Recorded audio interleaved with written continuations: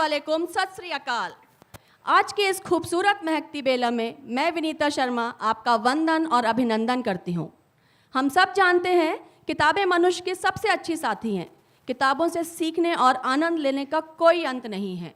उम्र के हर पड़ाव में ये हमारी अच्छी दोस्त साबित होती हैं। तो दोस्तों, आज यहाँ किताबों की बात होगी, ज्ञान की बरसात होगी और साहित्यकारों से मुलाकात होगी। किताबों की बात शुरू हुई है तो पेश हैं चंद पंक्तियाँ। कुछ होती हैं हल्की, कुछ होती हैं हल्की, कुछ होती हैं भारी, लेकिन इनमें होती है दुनिया की हर जानकारी। अक्सर कुछ नया करने का इनसे ही बनता ख्वाब है, अक्सर कुछ नया करने का इनसे ही बनता ख्वाब है।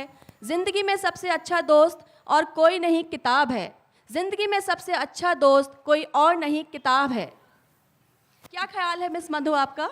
बिल्कुल सही कहा miss Vinita. We love to read, we read to love. The jingle that has been playing on our minds for the last few weeks is all set to take flight with Neev Lit Fest 2018. चलिए आपको एक साल पहले ले जाती हूँ। I would like to take you back to Lit Fest 2017, where Miss Nadine Bailey asked, India, where are you hiding your Indian authors?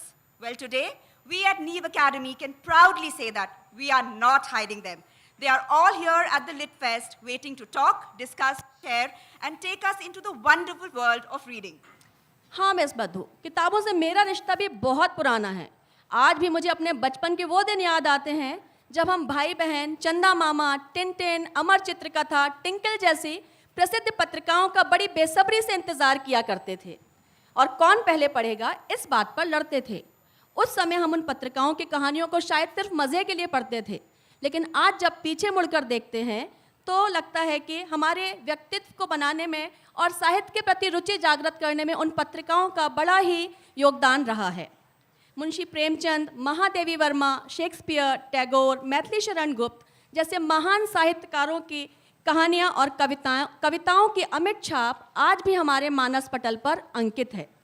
दोस्तों, पता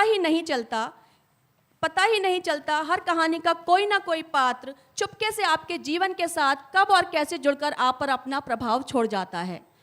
कविताएं कैसे जाने अनजाने आपको कुछ ना कुछ सिखा जाती हैं, पर बड़े दुख की बात है जीवन की आपाधापी और कंप्यूटर के इस युग में किताबों से लोगों का रिश्ता, खास तौर पर बच्चों का रिश्ता सीमित ही रह गया है। हर तरफ किंडल और इंटरनेट की धूम मची है। किताबों के मर्म को बयां करती गुलजार जी की लिखी 4 पंक्तियां दोहराना चाहती हूँ, गौर फरमाइएगा। किताबें झांकती हैं बंद अलमारी के शीशों से, किताबें झांकती हैं बंद अलमारी के शीशों से, बड़ी हसरत से तकती हैं, बड़ी हसरत से तकती हैं।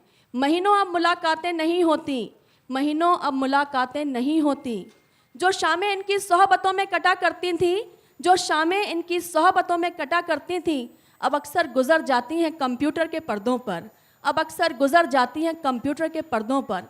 बड़ी बेचैन रहती हैं किताबें, बड़ी बेचैन रहती हैं किताबें। Vinita, now you have nothing to worry, as Neev has taken the responsibility to bring back the love for reading. Welcome once again to all our dignitaries and guests. Neev reopens the doors to another beautiful session on books. Let's open chapter 2 and lose ourselves into this wonderful, beautiful experience which will leave us spellbound and inquisitive for more. ಎಲ್ಲರಿಗೂ ನಮಸ್ಕಾರ.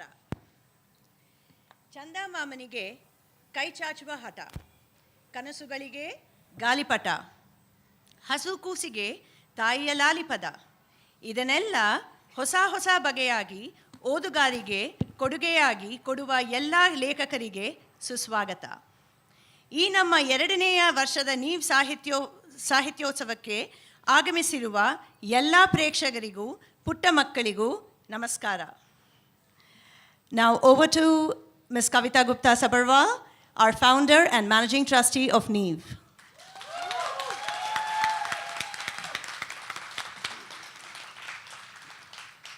Thank you, Vandana. Good morning, everybody. Welcome to the 2nd edition of the Neev Lit Fest and the first of the Neev Children's Book Awards today.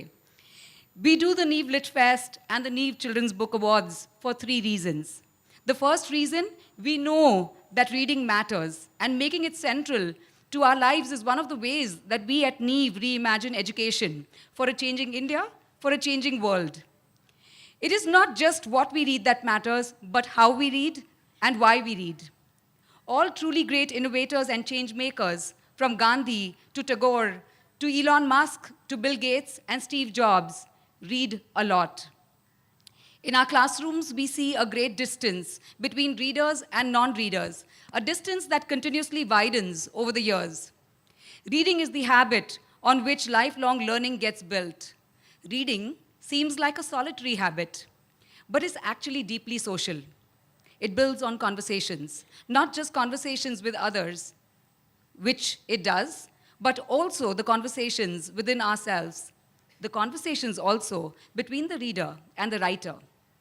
Reading builds thinking, reading builds writing, reading builds empathy. But for this, what our children read, how they read, why they read, and also how much they read matters. The second reason, with the Neev Lit Fest, we create a place where readers and writers come together to discuss and to know what's happening in reading and writing. We are fortunate with the wonderful speakers here today to share with us how they think in person. Let's listen and question and think. Today is an intellectual buffet. Partake. But take away and digest. Plato, Tagore, and Vygotsky have suggested we don't learn from experiences, but from reflecting upon those experiences. And last but not the least, we do the Neev Lit Fest to honor the creators, writers, illustrators, and storytellers. Nothing is more important today than children reading. And for that to happen, nothing is even more important than children's writing. Writing is not glamorous, it is hard. Hours of sitting alone at a desk to create something the world can enjoy. Neev Lit Fest is a salute to the creators of our stories. We grew up not having to think much about our reading. We just read. But in today's world, with all the digital distractions, a quiet habit like reading needs deliberate thought. Reading is our big, hard goal, and there is so much that distracts from it. The Gita says, we are not stopped from our goal by obstacles, but by easier path to lesser goals. So let's build towards that big goal. Love to read, read to love. And now, the reason we do the Neev Lit Fest, which is our children, to celebrate them finally, let me invite Navya and Anya. The pages are turning, marvelous characters are forming, pixies with pointed hats, witches with black cats, fairies with pretty wings, a toad that actually sings. Open the book, let the magic unfold. There is a story waiting to be told. The author of the famous series, Harry Potter, once said that happiness can be found even in the darkest of times, if only one remembers to turn on the light. For me, that light has always been books. My name is Navya, and I believe that if magic is real, then it exists in books. Isn't that right, Anya? Yes, the magic indeed exists in books, in witches, wizards, and warlocks, demons, dungeons, and dinosaurs. Hello, everyone. My name is Anya. I have always found that reading is a way to take you to another world, to live in your imagination. In a book, you can visualize everything, and you can create your own ideas and opinions, get lost in your mind, and maybe even become an author on your own. As a little child, I was entertained by easy books, such as Cat in the Hat and Diary of a Wimpy Kid. Later, I graduated from Hogwarts along with Harry Potter. Then, I went on a long journey through Middle-earth with Frodo Baggins in Lord of the Rings. Right now, it's English humor that gets me, and P.G. Wodehouse's Jeeves and Wooster are my constant companions. These are some fantastic books. But first, let me ask you all a question. What are books? Literary expression? Poignant or stimulating pieces of writing? Well, these are all fine definitions. But to me, books are friends. People say friendship can't be bought, but I say, indeed it can. Just go to the nearest bookshop, take your pick, and purchase. To me, Reading books is like breathing to another person. Whenever I read a book, I breathe in the words. I let them make a warm cocoon outside me, a cocoon that doesn't let the sometimes poisoning odor of reality enter. And so, just for a while, I'm transferred to another world, a world that is safe, a world that is warm, and most importantly, a world that is mine. We all often read the same thing, yet somehow we make whatever we read our own. Yes, that's the best part about reading. It is that there are no limits. You could be reading about something that wouldn't even happen in your wildest dreams. And it's not always fiction. There are various books containing answers to everything. There are many types of books, which makes perfect sense, as there are many types of readers. What type of a reader are you? What genres do you like? How have the books affected you? Let me think. Well, yes, books have affected me a great deal. I read the book Wonder and was so touched by the heart-wrenching tale that my view on acceptance formed and stood firm.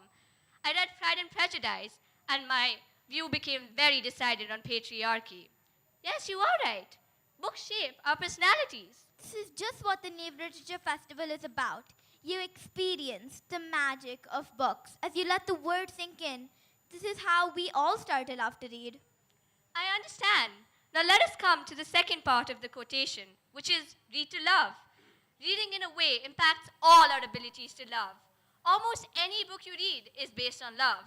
Whether it's love for your family, love for nature, or simply love for yourself, each book teaches us how to love. Literature describes, it beautifies our surroundings, making them more favorable in our eyes. A rose is, after all, only as pretty as you describe it to be. Why do we give so much weightage to stars? Because authors all around the world have cried in exclamation at the wonders that fill the sky. Reading teaches us to love all that is around us and what is within. These are all great sentiments. I think that it is great that Neev has its own Lit Fest, and it's an opportunity for you, for all of us, to meet our favorite authors and read new genres and find interesting books for our age. What? Don't like reading yet? Well, J.K. Rowling once said, if you hate reading, then you have just not found the right book. Hope that all of us find the right book. And yes, you can all find the right book if you just step away from the dark. Happiness is up for grabs because we have switched on the light here at the Neev Literature Festival. I welcome you all to embrace it. Thank you. Thank you, Navya and Anya, and good morning and welcome all to the Neev Literature Festival 2018. And our keynote speaker who is going to kick off today's exciting and exhilarating session at the Neev Literature Festival 2018 is Miss Paro Anand. Her list of achievements in children's literature is long and endless. A Sahitya Academy Award winner, she is one of India's top writers. She's best known for her writings on young adults in difficult circumstances. She has written several books, including Weed and Wild Child, and her path-breaking novel, No Sons at My Gun's Funeral, which is about a young boy growing up with violence. Is not only becoming one of India's fastest-selling books, but it's also been translated into German and Spanish, and is also being made into a movie. She has been facilitated by our former President of India, late Dr. APJ Abdul Kalam, for her work for this novel. And by the Russian Center of Science and Culture, awarded her for her contribution in children's literature. She holds a world record for helping over 3,000 children make the world's longest newspaper. In fact, I had a chance yesterday to visit her in the tent too and see how she made all the children laugh and sing and ask questions, more importantly, with her Naughty Bear story recitation. It was beautiful.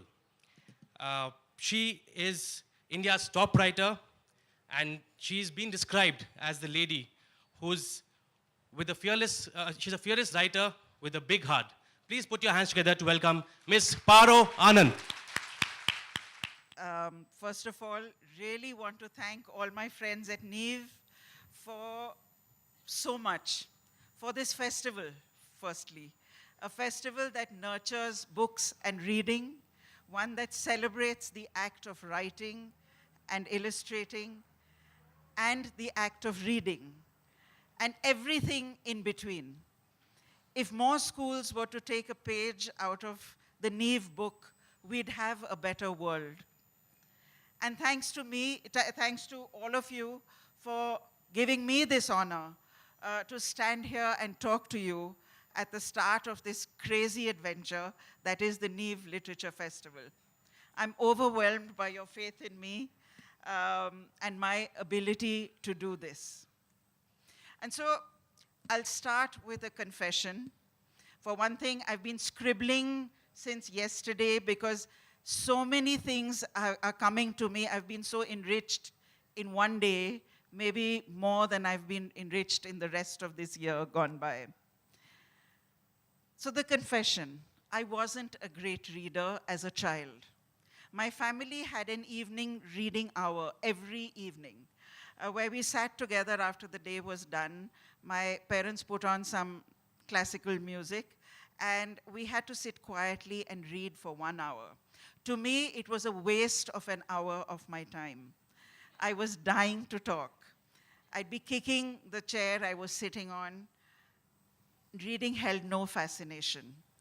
Had my family not had this 1 hour of reading, I would probably not have been standing here today, and my life would have been a completely different life.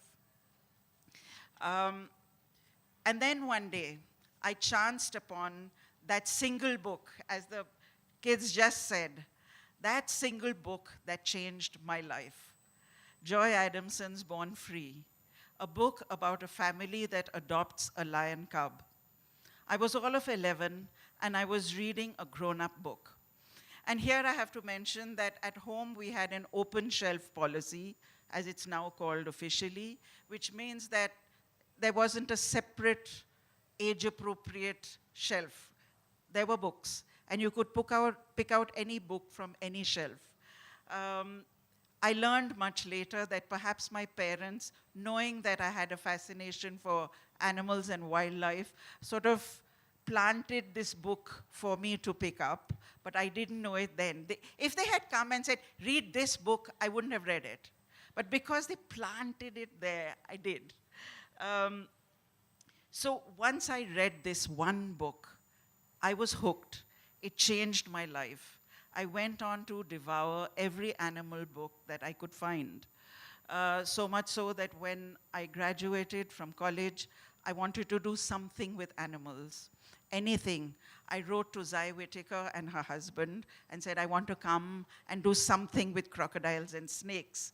I wrote to the Maharani of Alwar and said, I'll come and look after your kennels and dogs. No one wrote back to me. I was unqualified for anything.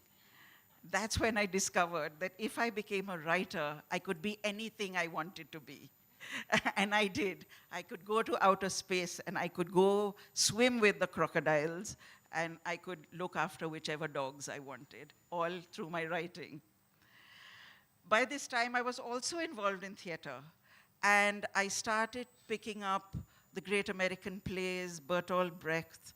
I was reading Enid Blyton, and I was reading Tennessee Williams at the same time. I was 12 years old. I remember reading The Secret Seven and Jean-Paul Sartre's In Praise of Older Women together. These are the two books I carried with me on a vacation. No one stopped me from reading In Praise of Older Women. And I know that I enjoyed it. I was in no way damaged by it. I remember reading Streetcar Named Desire as a child and thinking back of how my 12-year-old self read it and enjoyed it. I enjoyed it as an adult in a completely different way, but that doesn't mean that my 12-year-old self didn't enjoy it. I enjoyed it then as well. My point here is that we need to be a little less anxious about the books that our children read. We need to have more faith in their wisdom, the wisdom of books as well as the wisdom of children. We need to have that faith and keep that faith, though sometimes it is difficult. In sharp contrast to my own growing up, at a Delhi bookstore recently, there was a young mother who came in with a child who had a gift certificate. He was trying to find one book. He kept coming up to her and saying, "Can I have this one?" And she'd say, "Do you think that's age appropriate?" And he'd look at her. He didn't know what age appropriate meant. He was 8 years old, I think. And he looked at her face and said, "No." And she'd say, "It isn't." And he'd put it down. Then he'd come up with another one, and she snatched it out of his hands and said, "You won't like this one." Eventually, she picked a book for him. And I knew for sure that that was one book that would never be read. And perhaps she had taken reading from her child, reading for pleasure from her child. I had to go up to her and just sort of chat to her as though I wasn't, probing at all. And she said that, "Look at the books he's picked. He's picked books on monsters. He'll get nightmares at night." So I said, what do you do in the evenings with when your family comes home and all? She said, "We watch the news mostly." She also admitted that she didn't know much about the video games he was playing, and nor did she really check or know what he was surfing on the internet. What she didn't realize, that the monsters were already in his life. And maybe those books on monsters would have made him a reader, made him a thinker. So when our children are just already so overexposed in all kinds of ways to all kinds of inputs, why get so overexcised about the books that they read? Now I can hear some of the parents thinking, if there's so much overexposure already, why not protect them in the one way we can, which may be books?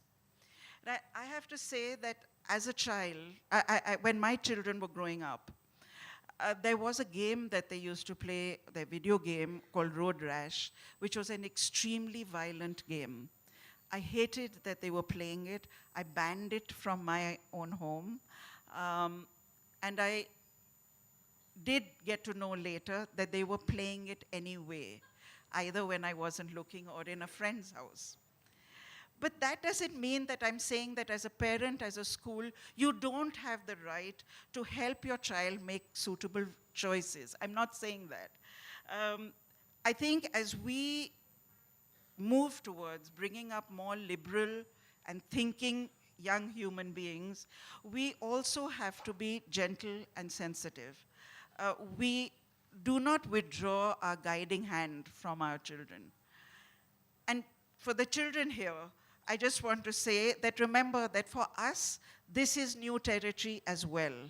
Often as parents, we're doing it for the first time. We're going to make mistakes and we're going to continue making them. So do forgive us and be gentle with us as well. Sometimes we need your guiding hand. Here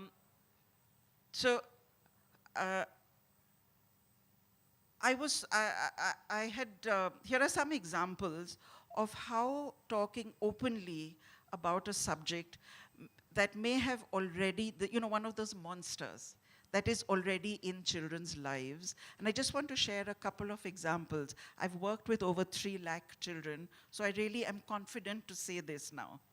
I told some stories to a group, and as I ended, one girl came to me and asked, common question, "Are the stories true?" And I said, "What do you think?" And she said, "Well, the ghost story obviously wasn't, but the one about the boy whose bhabhi is being beaten by the husband, that one's surely true." I said, "How can you be so sure?" She looked at me and she said, "Because the same thing happens in my home." Other children added that many of them were also exposed to domestic violence in their homes, in their neighborhoods. And they said that they felt angry, they felt frightened, but most of all, they felt helpless. But they also said that because the child in the book had taken certain actions to stop that evil, they felt a little empowered to maybe start making that change. And empowerment is a very valuable outcome of reading and books. One teacher, as the children were leaving, she quietly held my hand, and before getting on the bus, she turned and she mouthed, "Thank you." I could tell that she probably was a victim of domestic violence in her own home, but it was the first time that through a story was that pain given a voice. And we need to give that voice and that platform, and stories are a great way to do it. It was stories that shine a light on dark subjects and maybe give some listeners, some readers, courage to take steps forward and stop seeing themselves as helpless victims. In another school, there were kids interviewing me for a school newspaper, and after the interview, they carefully switched off the recording device and said they wanted to talk to me off record. One talked about she hated the prejudice in her own home, where plates and glasses were kept for the help separately. They were not allowed to eat off the same plates. They were not allowed to use the loo. They were not allowed to even sometimes eat the same food. And this girl felt enraged by it. And she said, "What do I do? How can I use a story?" Another child spoke about religious hatred in her own home around her dining table and how it really upset her. So why are we allowing this kind of herd hatred filtering into our children? Shouldn't we stop it? Shouldn't we deal with it? It's there. I keep saying the monster is there. Deal with it in a more positive way. Think of the emperor's new clothes. You remember that story? And everybody, all the adults are saying, wow, wow, what wonderful clothes. It's only a child who says, "But you're nanga panga. You're not wearing any clothes." Because children don't know hatred. They don't know dishonesty till much later. And I really have been questioning who gives it to them, who encourages them to be those dishonest, lying people. Now, all of this, well, I'm going to just skip over a little bit. There's a book that I read about this morning, about a book called Poo, which means in Tamil, flowers, right? And it is a picture book for very, very young children. It shows a girl who's gathering flowers, but then you're scavenging in a picture book for very young children. That's incredible. What an incredible way to bring up such a topic for young people to think about. So we all know the fantastic benefits of reading. Of course we do. We can rattle them off. We have really very educated people here who know critical thinking and cognitive sense and all of that. We know much of this in theory. But what about the fun? Sometimes we forget that aspect. Just the fun and the pleasure of reading. And I think sometimes we nichodo the fun out of reading and make it so textbook. Ruskin Bond said, one of the worst things that has happened to my books is when they get made into textbooks and school reading. I don't agree with that because we get fantastic sales out of that and it keeps us going. I think books should be taught in school, but keep the fun aspect as well. You can tell readers from non-readers, teachers can, and sensible adults can.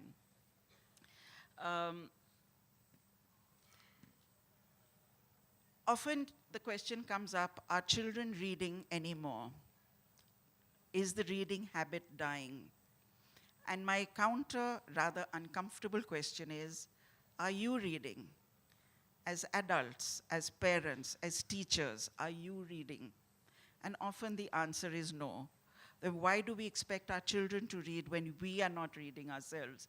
But if you're not reading, it's because you haven't found the right book, as J.K. Rowling says. And I found in my own childhood when I found that perfect book. That kind of book that you are dying to get back to, no matter how tiring and exhausting your day has been. You've got to read at least 15 minutes before you switch off the light. Because reading separates you from the actual trials of your life. But we know this. I'm not going to preach to a converted crowd already.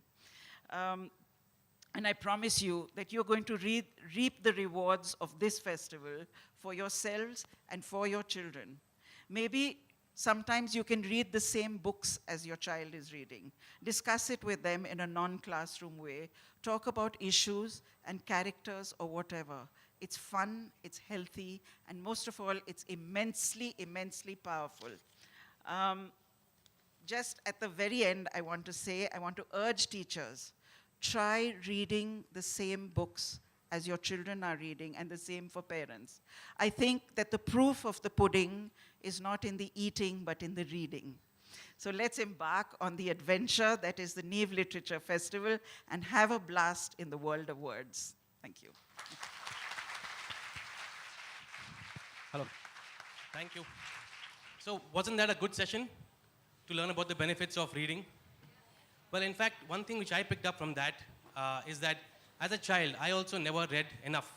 I never read enough to fall in love with reading. I don't know how many of you did, but honestly speaking, I did not. And I learned that 1 hour reading session at night, maybe if we can implement that, I think I will start doing that with my daughter. And that will help me to also become a good reader, because only when our children learn and do what they see us doing, not what they say what we do. So one thing I want to talk to you, Madhu, and I, as a child, I was not much of a reader, although I'm reading a bit more now after coming to Neev. But I didn't really fall in love enough to read. I did not fall in love enough to read. So, did you? guys, do we have to love to read or read to love? What comes first? For me, it's love to read. For me, it's read to love. So let's get the jingle started for this year. So let's repeat after me. Love to read to love. I say read to love, and you say So you Read all to know the love. song, right? There's a song called Love to. I'll just say it and just repeat after me. Read to love. I love to read. Read to love. I love to read. Read to love. I love to read. Awesome. So that's the great. jingle for this year, and we'll keep repeating it so that you don't forget to go out there, pick up the books, read to love, love And to love read. to read. Thank you. Good morning, everybody. Welcome to Neev once again. We love to have you here. Read to love and love to read. As I move on to the next phase of the program, ladies and gentlemen, Neev is always open to you. We have the reading sessions commencing right now, and of course, we have 10-2. The activity will start off in a few seconds from now. Those of you who are interested, please move towards 10-2, or please move towards the reading sessions. Others, you're most welcome to stay here for the first of panel discussions. What's a mirror? What's a window? What's a door? All of you know the answer. But books are sometimes windows, offering views of worlds that may be real or imagined, familiar or strange. These windows are also sliding glass doors, and readers have only to walk through an imagination to become part of whatever world has been created or recreated by the author. When lighting conditions are just right, however, a window can also become a mirror. Literature transforms human experience and reflects it back to us. And in that reflection, we can see our own lives and experiences as part of a larger human experience. Reading then becomes a means of self-affirmation, and readers often seek their mirrors in books. Ladies and gentlemen, once again, please welcome to the Neev Literature Fest 2018. दोस्तों, मैं मंच पर आमंत्रित करना चाहती हूँ हमारे प्रथम पैनलिस्ट एंड मॉडरेटर डेविड ववेरू को। इनके बारे में जितना कहा जाए उतना कम है। पूर्व golden gloves boxing champion, world alive publishers के संस्थापक, चैंपियन अचीविंग विद एक्सीलेंस के लेखक, हाल ही में इन्होंने बच्चों के लिए जीवन मूल्यों वाली रोमांचक कहानियों की श्रृंखला सफारी एडवेंचर सीरीज का निर्माण भी शुरू किया है। जोरदार तालियों के साथ स्वागत कीजिए डेविड ववेरू जी का। Thank you very much, David. Sir, please sit down. Our next author is Sampurna Chatterjee. Sampurna Chatterjee is a poet, novelist, translator, and children's author. Her 15 books include her hugely popular book of poems for young people, The Fried Frog, and other funny, freaky, foodie, feisty poems. Put your hands together for Sampurna Chatterjee. She has done umpteen school readings and conducted creative writing workshops across India. She's been on the jury of the Crossword Children's Books Awards. She has won a number of creative writing fellowships from the Charles Wallace India Trust and Pro Helvetia, the Swiss Arts Council. Ladies and gentlemen, Neev welcomes Sampurna Chatterjee. पेड़ सा ना कोई हितकारी, पेड़ सा ना कोई हितकारी, पेड़ सा ना कोई उपकारी, इनसे जुड़ी हैं बचपन की यादें ढेर सारी। जी हाँ, ये दो पंक्तियां ही काफ़ी हैं हमारी अगली लेखिका के व्यक्तित्व को जानने के लिए। इनके बचपन की कई मधुर स्मृतियां पेड़ों से जुड़ी हुई हैं और इनकी कहानियों में पेड़ों को विशेष स्थान दिया जाता है। करतल ध्वनि के साथ स्वागत कीजिए बाल साहित्य जगत की एक जानी मानी हस्ती, बुकासुर और पेटू पम्पकिन जैसी पुरस्कार विजेता किताबों की लेखिका अरुंधति वेंकटेश जी का। Our next author is Athanu Roy. Athanu Roy studied science and mathematics in school. As a sports captain and a champion athlete, he represented Delhi in the National Games in 1968. He has published more than 150 children's books, games and educational aids illustrated and designed for National Book Trust, Frank Educational Aids, Limca Book of Records, and the list goes on. Athanu has worked extensively with the education sector and NGOs like Kada, WHO, UNICEF, Save the Children, and Thompson Social and DPEP in the states of Kerala, Andhra Pradesh, Tamil Nadu, Haryana, Uttar Pradesh, and West Bengal. Sarva Shiksha Abhiman in Assam and the Malayalam Mission. He has been recognized with many distinguished awards for his illustrations. The Yomori Shimbun International Cartoon Contest in 1983, 84, and 86. He has also been the Press Lions finalist in the Cannes Lions 2008 55th International Advertising Festival. Athanu Roy, welcome, sir. Good morning, everyone. Well, it's such a delight to be here. I have visited India for many times. It's my first visit to the Silicon Valley of India, Bengaluru. And it's a joy to be at the Neev Literature Festival. I think yesterday was a huge highlight for me. I'm delighted that our panelists have already been introduced to you. Now, this morning, we started off with a keynote speaker making a confession. And I hope we were all inspired to make confessions this morning. Now, I'm going to see how many of you will make those confessions. How many of you this morning looked through your mirror? Hands up. Ah, all the ladies did. Almost all of them did. Well, I also did. How many of you looked through your window?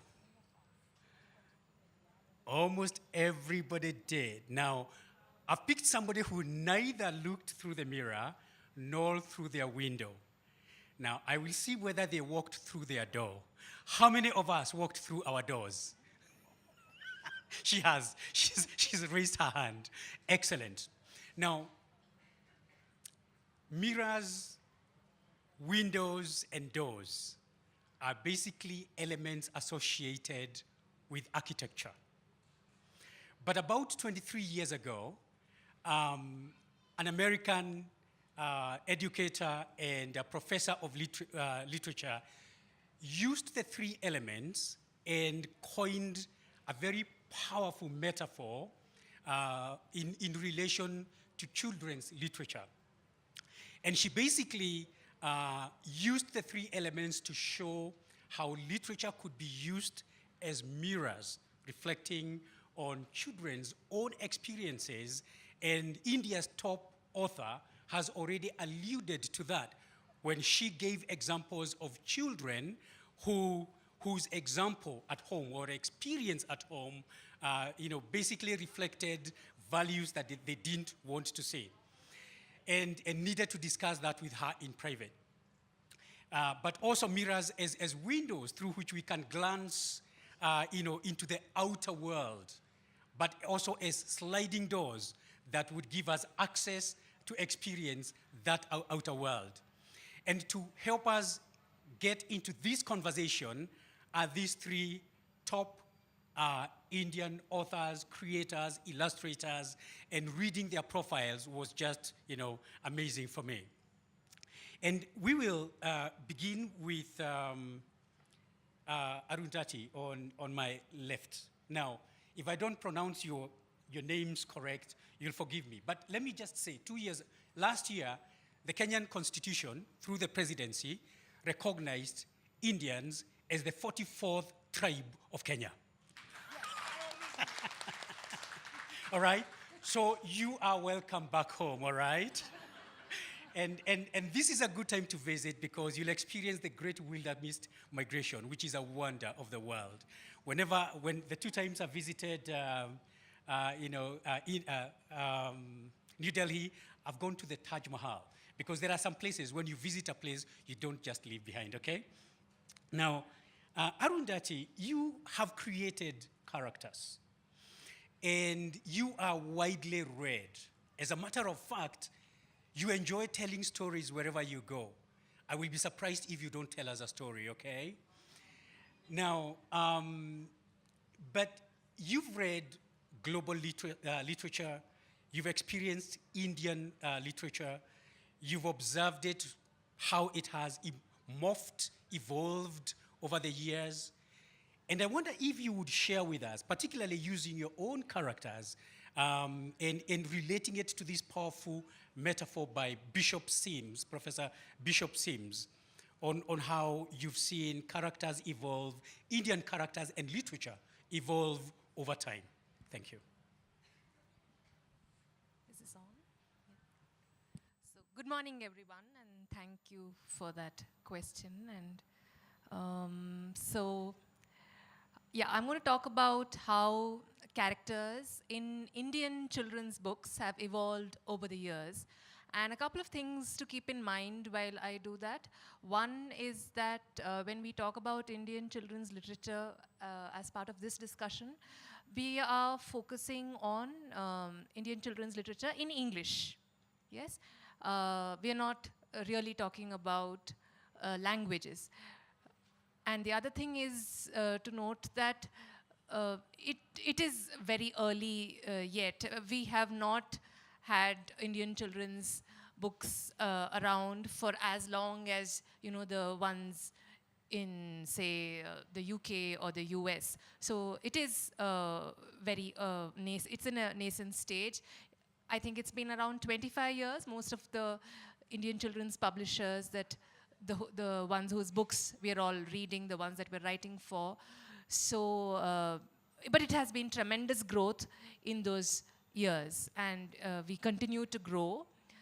So yeah, the characters, I think, first of all, when we were all growing up, the adults in the audience and myself, when we were growing up, I think the Indian books that we read in English, where we all read Rusty's Adventures, we all read Swami and Friends, but the rest were all books about boarding schools in England. Yeah, so those were the books that we grew up reading. And the characters went off on these fantastic adventures. They had an island to themselves and they were doing all these marvelous things. But the Indian books that we were exposed to where the characters were very proper. They were all very good. The stories were preachy. The emphasis was on morals and values. That has changed. So that has changed over the years. The books that we have now are more fun. The characters are more like children are in real lives. mischievous and stubborn and speaking their minds and all those things. The characters in my books, for sure, are extremely silly. They do all sorts of mischief they get up to, much like I did as a child and those around me did and children continue to do. So books are becoming more fun. There's a lot of humor in Indian children's books, as it should be, which is because humor is what gets a child reading, and that's true even of adults, I hope. At least for me, that is true. So they have become more silly, they're funny, and that has happened. And we are now pushing the boundaries in terms of the kind of abilities that the children who feature in Indian children's books have. So there are kids with different kinds of abilities. But while we do that, and there are these difficult topics addressed in Indian children's books, there are a few challenges that we face. As a writer, it is very challenging to write about these things because it's easier to write about what you know. It's easier to write about your own life. You cannot just write about something because it is the right thing to do.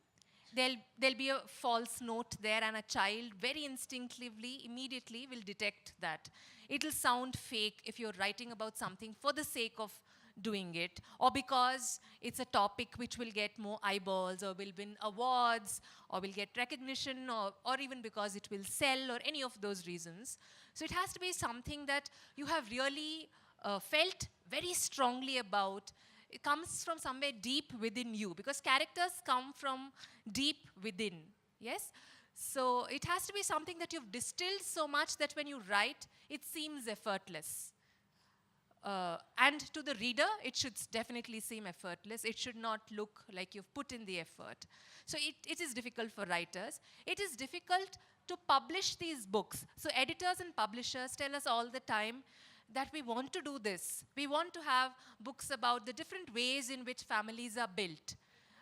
There's adoption, there's foster families, there's all these things that we want to address because these are characters around us. Domestic violence, like Paro was just talking about, these are things that don't happen just in some village far away or in certain communities. They happen in our own homes, they happen around us, and I think we should acknowledge that and not just pretend that it doesn't exist and look away. It happens to all of us. It may not happen in your child's life. It could be happening to children around your child's friends and classmates. And so it's important that children know about these things, even if they don't know specifically that it's happening in a particular child's life, to be aware that, my friend may be behaving this way or reacting this way or feeling this way because maybe something like this is going on. To just have that awareness somewhere in the back of the mind, I think is important. And it is difficult for publishers, they say, because these books don't sell.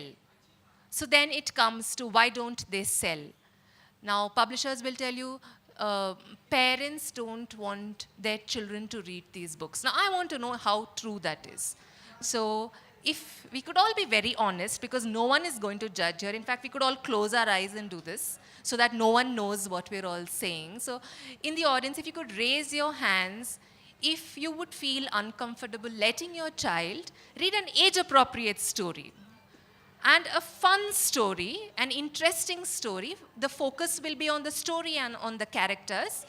But it would have a character who may have a different kind of ability from what we assume is normal, or the family is built differently, or there are gender issues addressed, things like that. So how many parents here or adults would feel uncomfortable? I mean, even if you're not a parent, letting a child that you know very well, gifting the book to a child that you know very well. So how many of you would feel uncomfortable letting your child read these books? So raise your hands if you would feel uncomfortable. Yes. So I think it's important to engage with this and see what the reasons are, why the discomfort, and then have a dialogue around that. And if there is something that we as writers and publishers and schools and educators need to do differently, then we ought to think about those questions. I think I've taken enough time, so yeah. Well, thank you very much, Arundhati. And there are similarities between how characters have evolved in India and in Kenya as well, because most of the books I read, local books, were like how-to manuals for a kid, how to be nice, how to behave, basically very moral-based, values-based stories. And the only time I read really exciting stories was basically when I looked out into international literature, but the scene has changed a lot, in the last so many years. And thank you very much for your reflections. Now, Sampurna, we share something common with Sampurna. She was born in Ethiopia. That wasn't in her profile. Now, Ethiopia is my immediate neighbor, okay? Towards the north. And she lived there for just the first few years, and it was really good to reconnect this morning. And you created a character called Ella for your young adult novel. And, the title is interesting. Ella, the girl who entered the unknown. Tell us about that. Thank you, David. The thing is, I'm coming back to the topic of the session, which is really mirrors, windows, and sliding doors. And the subtitle, Ella, the girl who entered the unknown, really is a clue into what her starting point is. Her starting point is a kind of unknown, because on her 13th birthday, a neighbor tells her in a very mean way that she is adopted. And Ella is a all-rounder. She's a manic reader apart from all her other strengths. She says a thing that I'm very proud of having put into her mouth. She says reading is like dancing for the brain, when she's trying to convince her friend Tarana why she spends so much time reading. So she's a character that mirrors not only a certain kind of social reality that I see around me, a very privileged reality, of English-speaking people, a certain cocoon of privilege, a certain cocoon of entitlement. Ella comes from that place, which is recognizable to the target audience for whom this book was written. Why did I write it is the question, because it wasn't a mandate. I've never written to a mandate from any publisher. I realized, to my great astonishment, having adopted children in my immediate family, that there was no book written by an Indian author that reflected on what it might be like to be an adopted child. I ransacked libraries. There were books on single parents, teenage pregnancies, lesbian parents, all written by foreign authors. Not a single book that addressed this from an Indian perspective. And I remember thinking, if this book doesn't exist, that's what writers can do. If a book doesn't exist, why don't I just write it? And I began writing it with that in mind.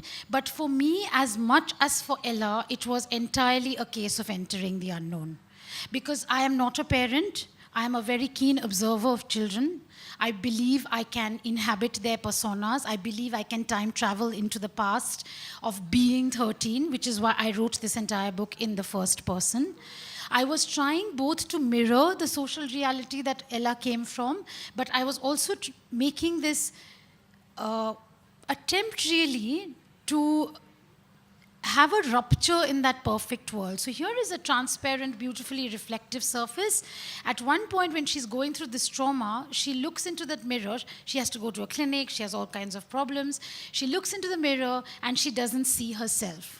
She sees a girl with emerald green eyes and octopus hair, and she says she's exactly the same age as me, but there was a century of sadness in her eyes. She can say this kind of thing in this particular vocabulary because that's the vocabulary she has gleaned from books.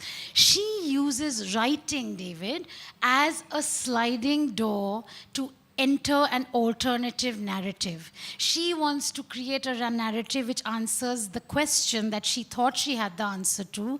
She thought she knew who she was, but she has to find a new narrative to the question, who am I?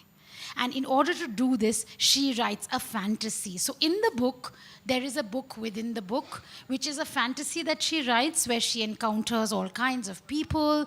There is mirroring, very oddly that happened, where she finds a friend who, I realized this later, these are the things that happen, rightly surprises, a boy called Rahim that she meets.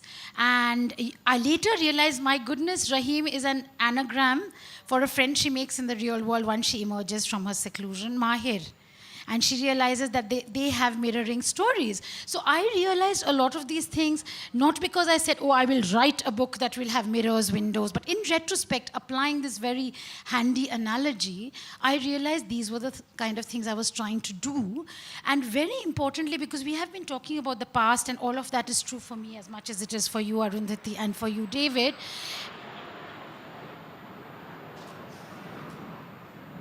Intermission. And what I was also trying to do is figure out how is it that I can locate a character who is in this here and now, the 21st century moment, who will continue to be relevant in future, who will address certain timeless concerns about who we are. That is the essential question we keep asking ourselves. What vocabulary will I inhabit to make this a person real for the reader? But equally, before that, I had asked myself the opposite question, which is how do I pluck out characters from the past and make them speak in a contemporary idiom? And I did that in this book, which I'd almost forgotten about till I encountered in the shelves, which is Three Brothers in the Flower of Gold. And it is my retelling of the Panchatantra, which I remember reading it when we were kids, as apart from the Amar Chitra Katha was our window into the world of the Panchatantra. And these were comics. And each comic at the end neatly had the moral. And I remember thinking, oh, I used to love the comics. But later as an adult, I was like, what's this thing with the moral? Why is it always attached to the story like a tail to a kite? And so when a Scholastic, in fact, asked me to do a retelling, I was actually like quite bored. Like, why would I want to retell the Panchatantra? But they persisted, as wise editors often do. And I said, let me read the original. Unfortunately, I can't read Sanskrit. So I read a very excellent translation by Chanda Rajan. And I realized that the Panchatantra in its original architectural composition is a thing of beauty, of intricacy, of great subversion, of several linguistic registers, mixing modes. So you have poems in the middle of prose. Writers, the characters will just break into poetry. There's a beautiful spiral-like structure of story within story, which is the essential Indian style of storytelling, where the digression is often as important as the main story. We don't do the American thing of A, B, Z. We go in circles, and we go inside, and then we find our way out again. And we revel in that maze, as it were. So when I confronted this classic, which had been made anodyne, boring, dull, moralistic in the umpteen retellings I had discovered, I realized my job as a writer of this time, who has suffered the boringness of previous retellings, was to animate it and galvanize it into now by possibly replicating some of those structures, which I've done. I've used the 5-book structures. It is Panchatantra. There are 5 books. I've used narrative within narrative. And I will just read the first 2 lines of the book, because what I realized is that originally the book, it's a tantra, which means it was originally apparently written for the king's sons by a Pandit, Vishnu Sharma. That's the story behind it. The 3 sons are the ruse. They're almost like the perfect narrative ruse for a writer. And I said, oh my goodness, those are the characters, because I know nothing about them, so I can make them exactly as I please. And they were the king's sons, and I decided that I would make the middle son tell the story. And he starts by saying, look, we were really stupid. I mean, duh. Ask us any little question, and we'd look moronically at each other and burst out laughing. It's not like no one tried. Sure, they tried, hammering geography and grammar into our heads. But in vain, we three were just not interested. You know what I mean? Who cared? We were the king's sons. We ruled, or we would once the old man let us. Who cared about grammar and, for God's sake, geography? Our Pop did. Pop was mad at us. Oh, but you're wondering who us is. Oh, I'll have to tell you our names stuck to us like sticky tape at the bottom of our shoes. Our names were Vasu Shakti, Ugra Shakti, Ananta Shakti. Can you beat that? What kind of names were those? So instead we gave ourselves new names. We called ourselves V-Boy, that's me. You know, the V sign. Uber cool, that's my middle brother, and the little one, Amazer. Pop hated our new names. Come here, he yelled. You ignoramuses, you clodhoppers, you blithering idiots, as if the names he was calling us was better than the ones we called each other. This is the last straw. I'd rather you'd never been born. Better that than such stupid boys out of my sight while I figure out what to do with you lot. And what he does to figure out what to do with you lot, he calls this Pandit. And they are like, oh God, we are going to just, we are going to harass him so much that he will send us right back. He doesn't harass them. He begins by telling them stories. And that's what the Panchatantra is about. It's about telling stories that essentially teach you how to live, how to think for yourself in a practical world. So really, these are the kind of narratorial strategies that I like to explore in order to enable readers to find that door through which they can enter my world and possibly then come back again and see that very peculiar mirroring that exists between reality and fiction. Wow. So how many of you want to stand up right now and go to the bookshop right at the end and get some Purna's books? Oh, no, I got you. He doesn't My count eye will because be on he's the you. publisher. So that doesn't count. Oh, the publisher is right here in the house. Well, I will not be unfair to Atanu by making a commentary to that excellent exposition by Sampurna. So we'll come straight to you, Atanu. I personally think you are a legend. I mean, my assessment, I think you are. And your involvement in creating characters, your involvement in illustrating, and for children, and won many awards for that. Your involvement in publishing and all your published works, I think those just make you a legend. Your contribution to the world of children's literature. And I wonder if you would share with us your insights on how characters have evolved over time, over geography, and especially in the digital age, in a digital era that has disrupted fairly much, everything. How have you seen, and how has your own experience evolved your own characters over your career?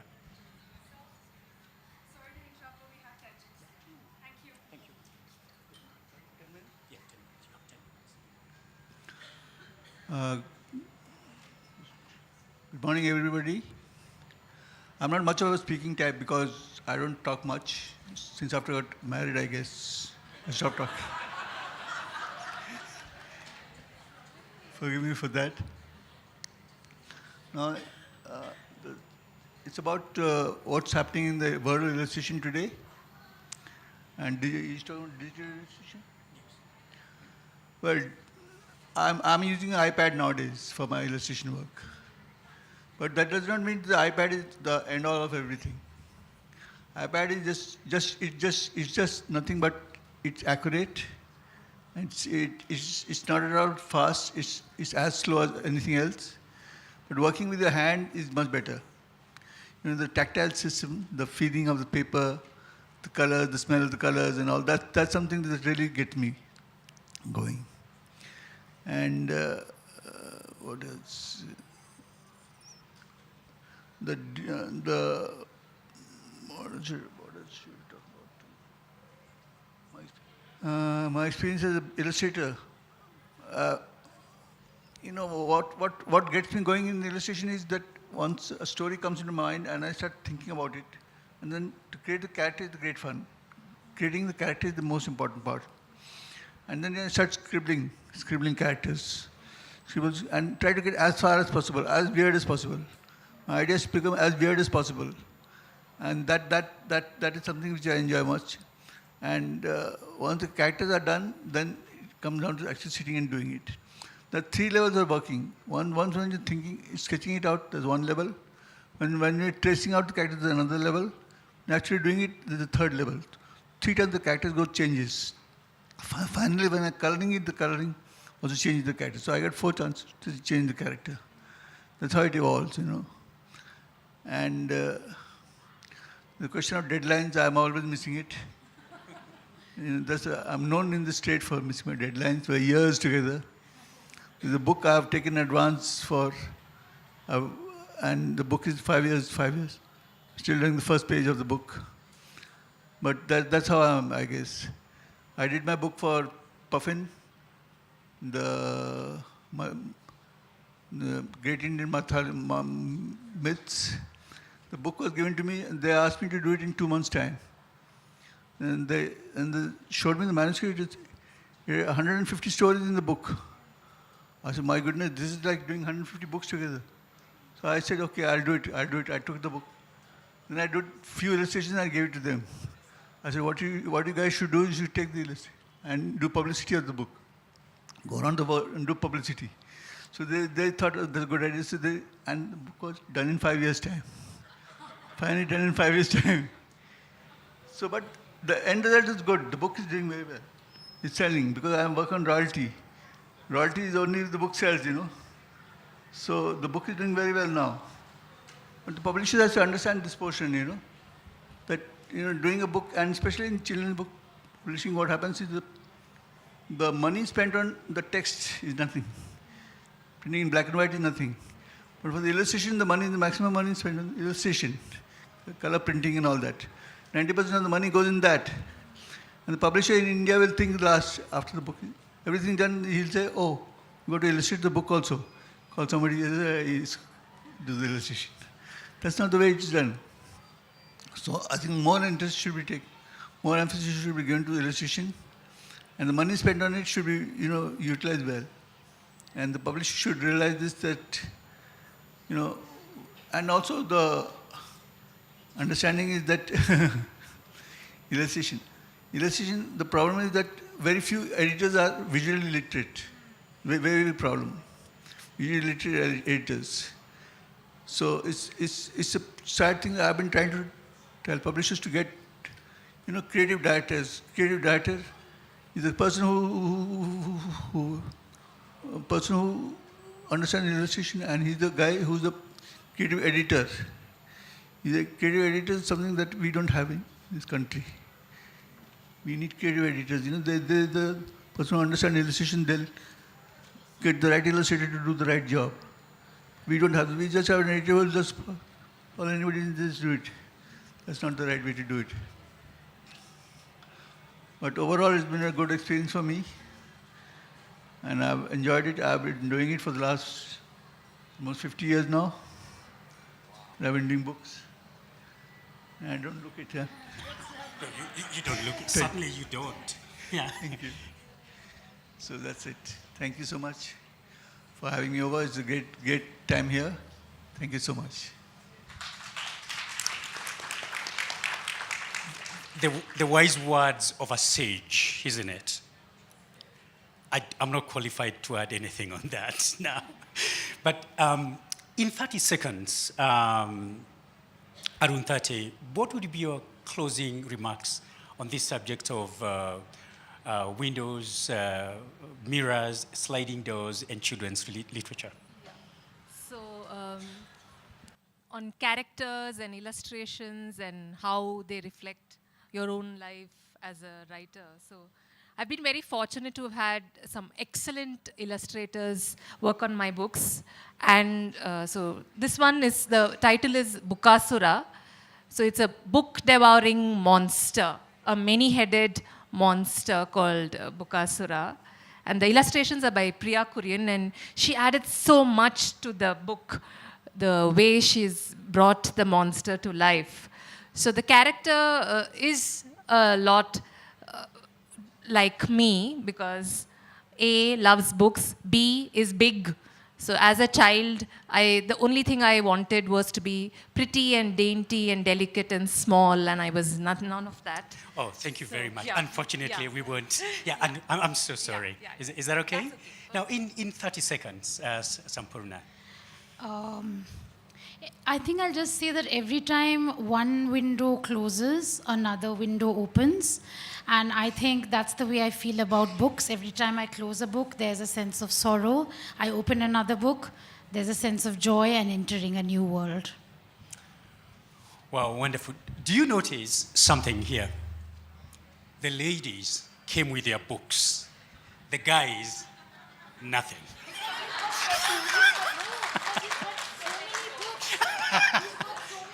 You're so kind. You're so kind. In 30 seconds, sir, your closing remarks. What closing remarks?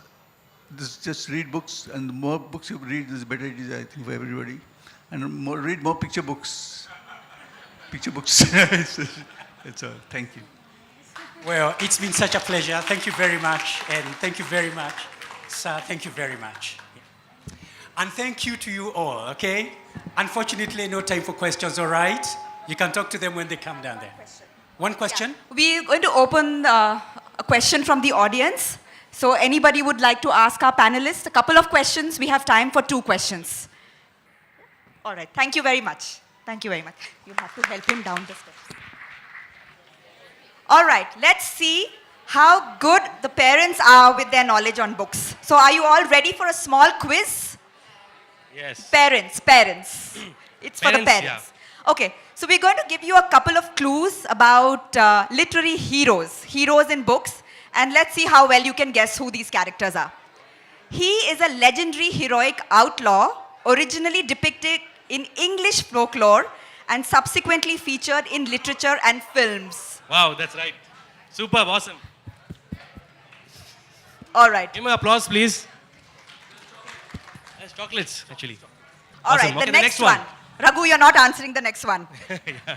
This formidable intellect is unappreciated by her parents, who compel her to watch more television, and by her brutal head teacher, who is inclined to fling irritating children out of the windows. Some parents, please. Matilda, that's right, yeah. Awesome. Applause. Okay, this is an adventure pair. A 19th century boy from a Mississippi river town recounts his adventure. Everybody knows that. So that's what our next session is all about. Requesting people to join us in tent 1. Anand sir over there is doing some heroic activities. He's our explorer, adventurer of the day. So please, big round of applause. He's ferrying somebody to meet us. Rasil, we are waiting for you to start the session. What an entry, ladies and gentlemen. A big round of applause. Whoa. That's what an adventure should all be about. There is a jasoos, a detective, a traveler, and adventurer in each one of us. Not all of us can fulfill that dream.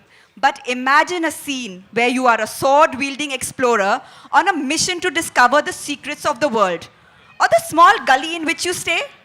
The next panel discussion is all about that mysterious neighbor, those secret rooms, the hidden path, and the hero who seeks the truth. The session is being moderated by our very own Rasil.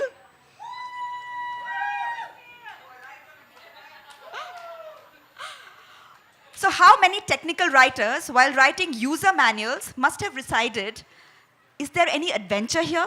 When I write, click this button, what am I really thinking about?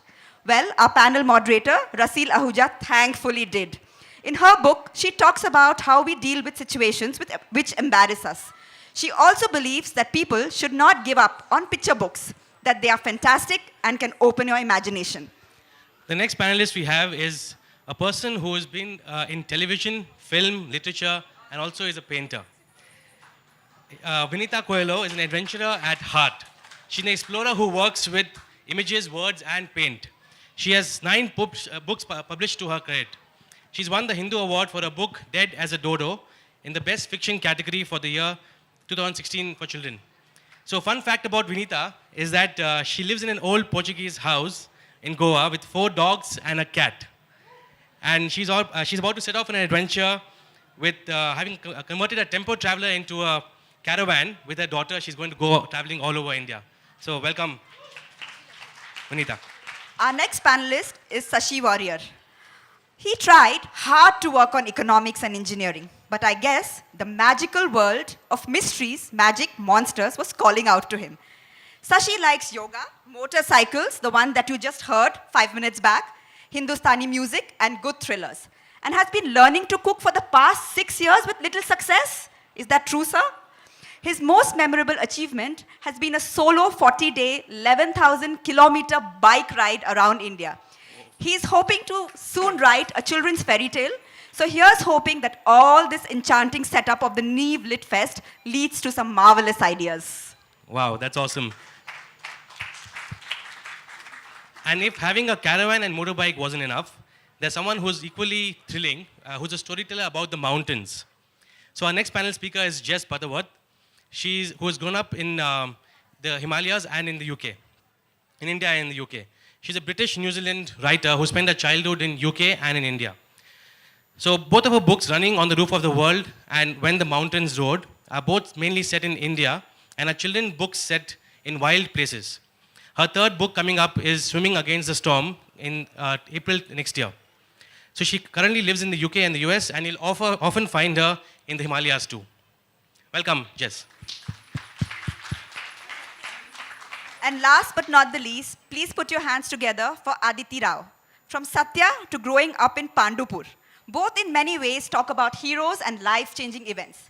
Each character in her book is an explorer, like changing Chintamani, whose life changes as he takes up football coaching during his summer vacations, and Mallipu, which shows how love bonds humans and animals. The book truly has it all, the beauty of Pandupur, the innocence of the children around. Welcome, panelists, and Rasil, over to you. I was hoping they'd forgotten about it and we could just walk up on stage quietly and live through your stories, adventure. But, so, I am going to start with a question about danger, because what I just did was very dangerous, and I don't think I shall be repeating that ever again. In your books, there is lots of danger. How do you create danger without stoking fear in your readers? So I'll start with Shashi, and then... Actually, you do stoke a little fear. It's essential. It's like watching a circus. You know, you're always tight about whether the acrobat will fall off the trapeze. You don't know. So that little touch of fear is essential for the reader to enjoy the book. So then, from fear to terror, how do you avoid that? Actually, maybe a little terror is also necessary. You know, that's how horror stories work. Yes? Psycho. Yeah? Got you terrified, yeah. True. So it's essential to stoke at least a little fear in the reader. Yeah. Jess, there's a lot of danger in yours. I mean, your characters actually go out and seek danger. They do, yes. I think that it's about emotionally engaging the reader on their level, so that danger and suspense and even a bit of fear, I think it's essential to keep the reader wanting to turn those pages.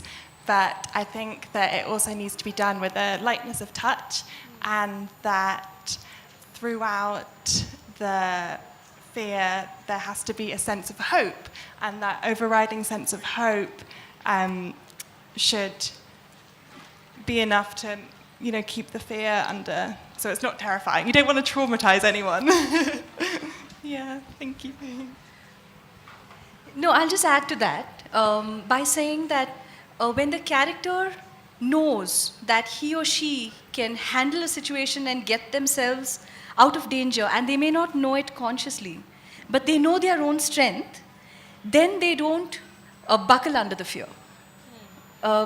Which is what then keeps them from passing into terror. Unless, of course, it's a horror story, in which case you have to terrorize people. But in an adventure story, it's not just adventure on the outside, it's an adventure of spirit. And the spirit has to be just that little bit stronger than the situation. And that's when you save the situation. So, a follow-up to that, you find your strength only when you face that adventure, right? Otherwise it's theory. Otherwise it's theory. Your characters are dangerous. Yes, one of them is a Royal Bengal tiger.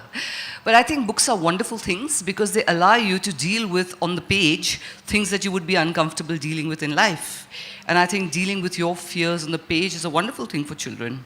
I think there should be fear, and I think you should touch the deepest emotions of which fear and terror are a part when you write a book. And because it's on a page, you're not traumatizing the child really, you're helping them to deal with their fears in the safe space of a book and a story. And that journey of dealing with it in a book and a story will maybe perhaps help them deal with it in real life. So, because we were talking about, helping children face their fears as they read a book in a safe space, but most of our children are actually living in a very overprotected world. So, and you make a conscious effort, all of you, to put your characters in really challenging, physically challenging, emotionally challenging circumstances. What's the message you're trying to convey?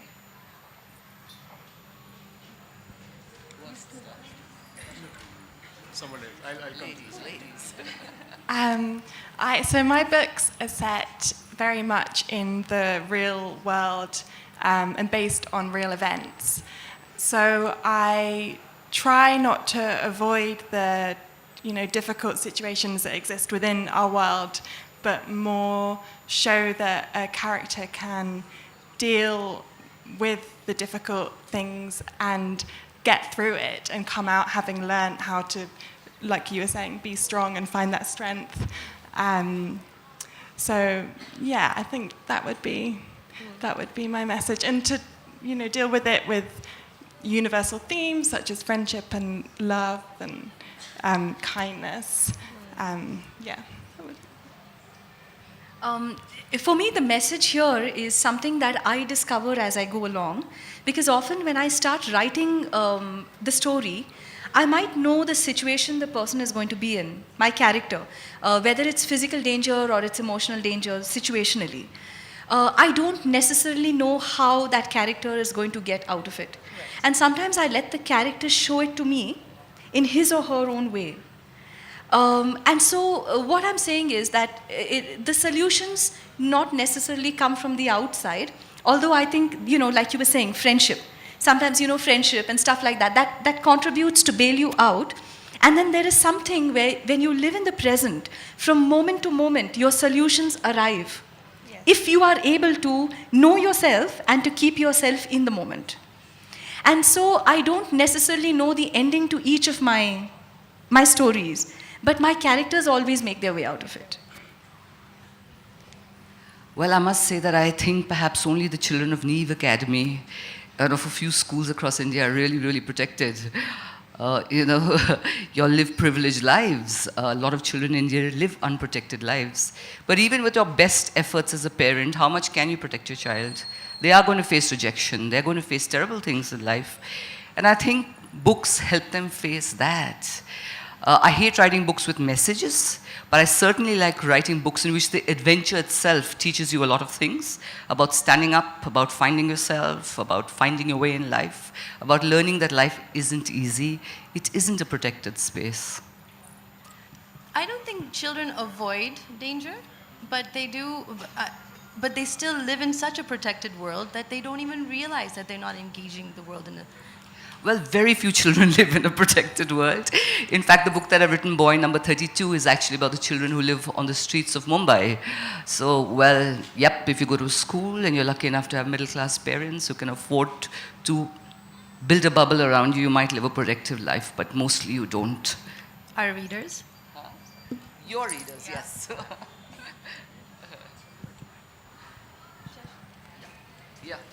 This one works. This works. This works. Yeah. Couple of things. One is, this is a very good question because I've never thought about messages going out from my stories to children. I have never even thought about it. It's a genuine question, and I stumbled for a moment because it is a genuine question. But the message essentially is, keep your cool, hope for the best, do your best. That's it. That's about it. And trust to luck. Trust to luck.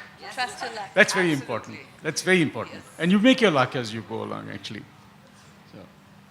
I just wanted to second what Vinita said, is that I don't think anybody is overprotected, because even if you do come from a privileged background and you do have all the money, the internal challenges money cannot protect you from. Where some children grow up on the street and are unsafe from the external environment, hunger, attack, weather, whatever. Even children who apparently have very nice, cozy, boxed-in lives. When I'm saying boxed-in, I'm not saying boxed-in as in claustrophobic. I'm saying boxed in a protected environment. Who says that they're not suffering from loneliness or, like you said, rejection or rivalry? You know, because on the playing field, everything is leveled. It's you finally come down to your own, deeper self. So there is really, in that sense, no such thing as an overprotected environment. I also just wanted to add that a good adventure story has the power to take you exploring to a world or with characters that you wouldn't usually get the chance to do, and that reading essentially teaches empathy, and that's a skill that everyone, no matter where you're from or your upbringing, I just think it's very important for everyone to have empathy. So I think it's great that adventure stories cover all the different situations. Yeah. You're right. So, Vinita, I'll start with you. Why is there such an animal attraction between series and children? Which kid doesn't love animals? Oh my gosh. It's just that as you grow up, then you're told, oh, it's dangerous. Oh, don't pet that dog, he's got germs on him. But there is an intrinsic attraction between children and puppies and kittens and other animals. But as you grow up, you discover that the world around you treats animals horribly. I mean, it broke my heart to see how animals are treated in the world, and so therefore, I wrote a series of books that helped, I hope, to bring children back to their love for animals and for them to understand that they share the world with them. And it's not fair to take more than your fair share of the world and take it at the cost of animals. We have dragons in your stories. There are snow leopards who are hovering in the mountains in your stories. And the animals in your stories are actually people who are just mean and in the way that we think of animals. But so when we look at animals in that sense, or we look at, when I was actually saying animal attraction, I was referring to a series and how children have an animal attraction with series. You've written a series of series. But still, as you brought up a really good point. Some people think that when you have animal characters, you don't actually build as much empathy with them as you would if you had human characters. I don't necessarily have that opinion. When I see young children, I see them really interact with animals very differently. They think humans are the enemy. They think animals are actually their partners.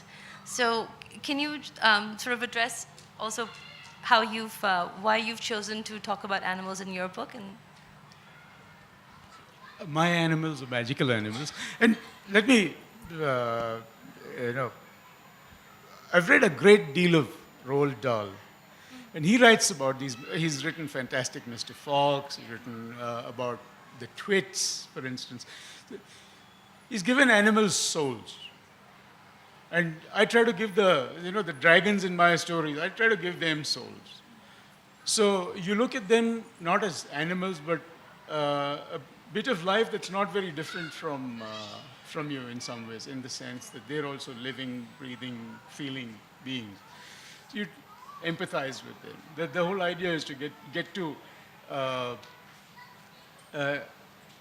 be friendly with them, to look at them without prejudice. That's all. No prejudices. That's all there is to it. What happens after? No fear. Absolutely no fear. That's what's important. The rest, well, will take its course. Doesn't matter.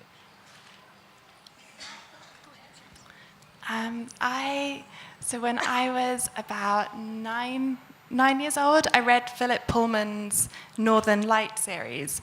And in that, the main character, Lyra, she has a demon that is her soul, and it takes the form of a different animal.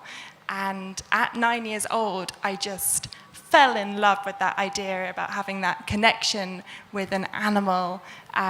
So I think that's definitely weaved its way into my books, to have an animal companion.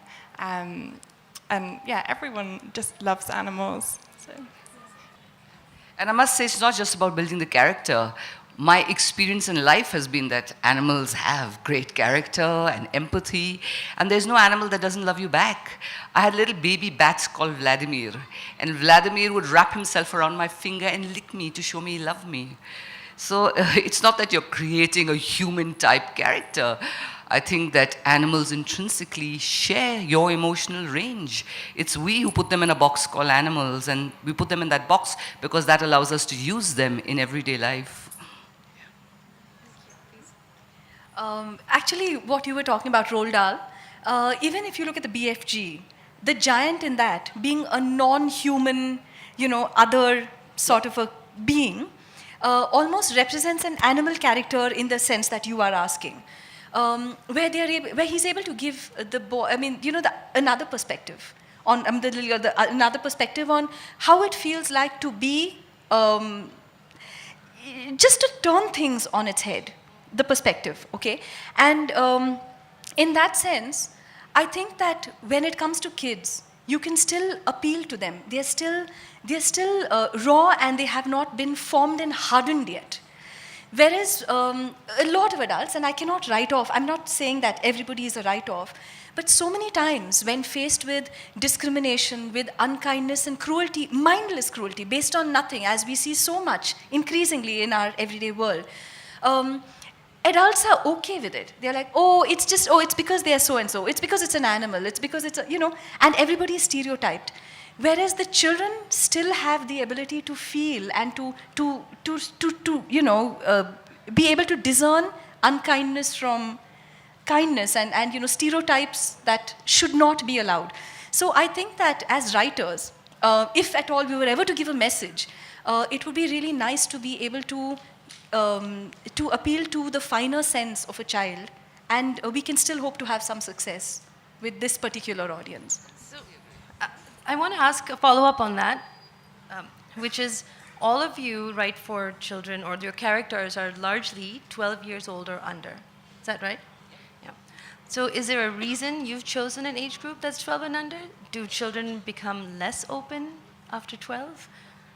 Do they become less kind towards animals? Is there a transition? Is there a reason why?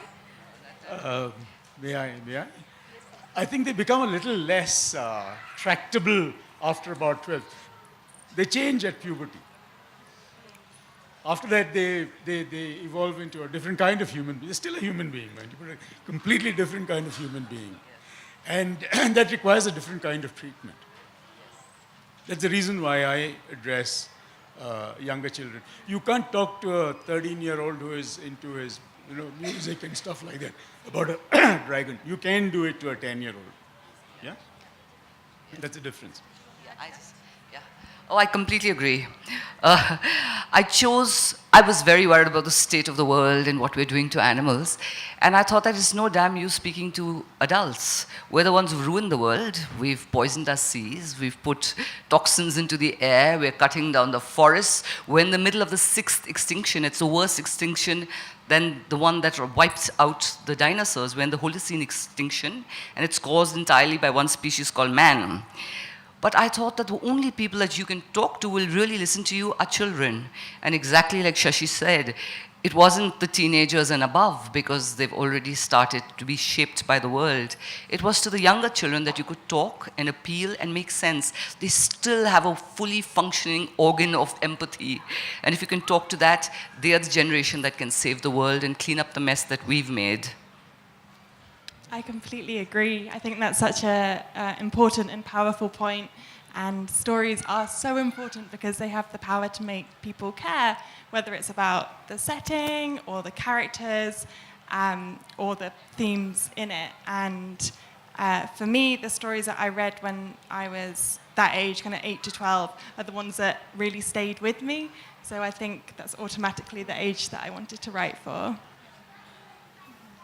And yet, I think that there is still hope. I mean, I would not write off everybody over the age of 12. In the sense... I have this book that's coming out hopefully early next year with HarperCollins. It's called Candid Tales, India on a Motorcycle. And it's about this friend of mine called Candida Lewis. You might have heard of her.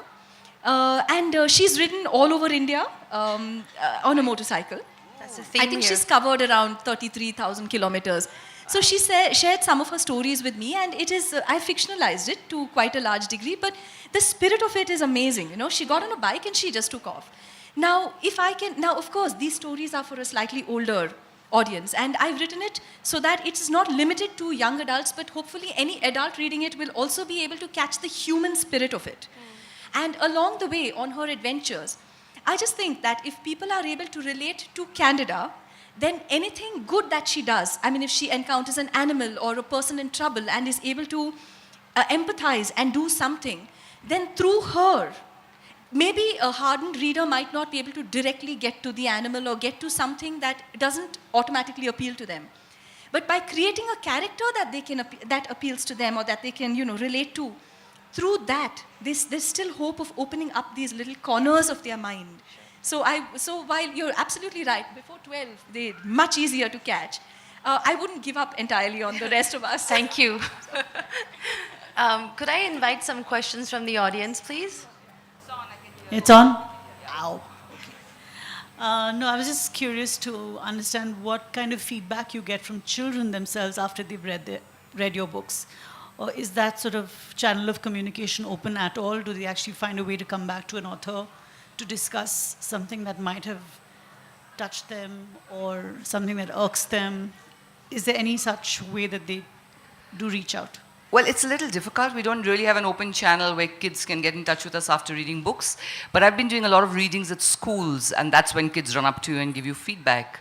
And the most interesting feedback for me really was my series of books about animals has a young boy. It has a Royal Bengal tiger, and it has a monkey. And everybody loves the monkey way more than they love the human protagonist. So for me, that was fantastic. We would love to have feedback from readers. I just don't know how we set up a system by which we do that, no? I think, I think we all do this, right? We go to schools and we do book readings. And the feedback, indirect, because they never actually follow up and they never quite get who you are, which is probably a compliment because they don't see you behind your character. They don't see you necessarily as the maker of the characters that they have grown to love and relate to, which is a good thing because they are then starting to see the characters as real living beings who are operating independent of you. So they come to you, of course, because it's the thing to do after the reading, and they all sort of crowd you till you're buried under this avalanche of kids. And they're like, ma'am, and can I have your autograph? And you're signing like this because there are kids in the way. And after you've signed these painful sort of things, these autographs, one kid comes up and is like, ma'am, what's your name? So they have no idea who you are, and they don't care. And some kids offer to visit me at home. They were like, ma'am, we will come to your house. We will be there this Sunday. You wait for us. And then you give them your email ID and you say, if you'd like to write something and if you'd like to share it with me, I'll be happy to take a look at it and give you feedback. And they're like, I am writing a story at this minute, ma'am, and I will get right back to you. And you think that the first thing the kid's going to go home is, toss aside the tiffin box, don't eat the food, just write the story and get in touch with you, right? Never going to happen. Because kids can hold only that much in their minds, possibly. And they have this great gift of cutting away the superfluous. And as writers, we really are superfluous to our stories. It's the stories and the characters that count. And that's all needs to count. And the kids get that. And they never get into adulation. Like an adult could, praise you if you got 5 awards. The kids will never do that. They don't care about the awards. And that's a compliment. That's the good stuff. I have been receiving some lovely drawings of yaks and mountains, and that is just my favorite thing ever to receive. And sometimes they will continue a scene that they've read in their own voice with the same characters. So to read that is just like the most heartwarming, amazing feeling in the world. And yeah, similar experiences to you, Bay. Yeah. I haven't done any readings at school, so I have no idea what large groups of children have to say about my books. But the few children I do know who have read my books usually get back with stuff like, did you have to have that character do such and such a thing? Did you have to do whatever? We hated that guy. We didn't like the other thing at all. That's the kind of feedback I get. Yeah, that's it. Like I said, I don't do much with children. So you all write books for younger audiences, and even though you say you write books about themes such as the environment, animal abuse, but just toned down for younger audience, do you think that your audience, the children below 12, actually understand what you're trying to say? Do you think they will actually take this forward in their life? I think you write differently for different audiences. If I'd write for a very young audience, I'd write in a different manner. So that's actually your skill as a writer, to tune your writing so that your audience actually hears you and understands you. I think kids of all ages understand everything. It's we who underestimate them. I think you could explain environmental damage to a 3-year-old if you told the story right. And that's really a challenge, to tell our stories in a voices and in a way that a child of any age can understand it. I just want to address Maitri's question. Yeah, sure. I don't have messages for children. I'd like them to enjoy the story, and that's it. Seriously, that's it. No message, no nothing. If you enjoy reading a story of mine, I'm happy. So I don't think beyond that. And I think that's the most important thing for a writer, that whoever reads the story should enjoy it. The messages are it's all secondary. But can I, you may not intend to send out a message. You may not intend to send out a message through your stories, but they may glean a message from it. That's why I said the messages are secondary. My main intention is to have somebody like the story and maybe come back for more. If they get messages, I'd appreciate it if they don't get the wrong message. Yeah. But that's it. When you say a message, it's not exactly like, in the, Shampuna was saying the Panchatantra comes with the moral of the story is.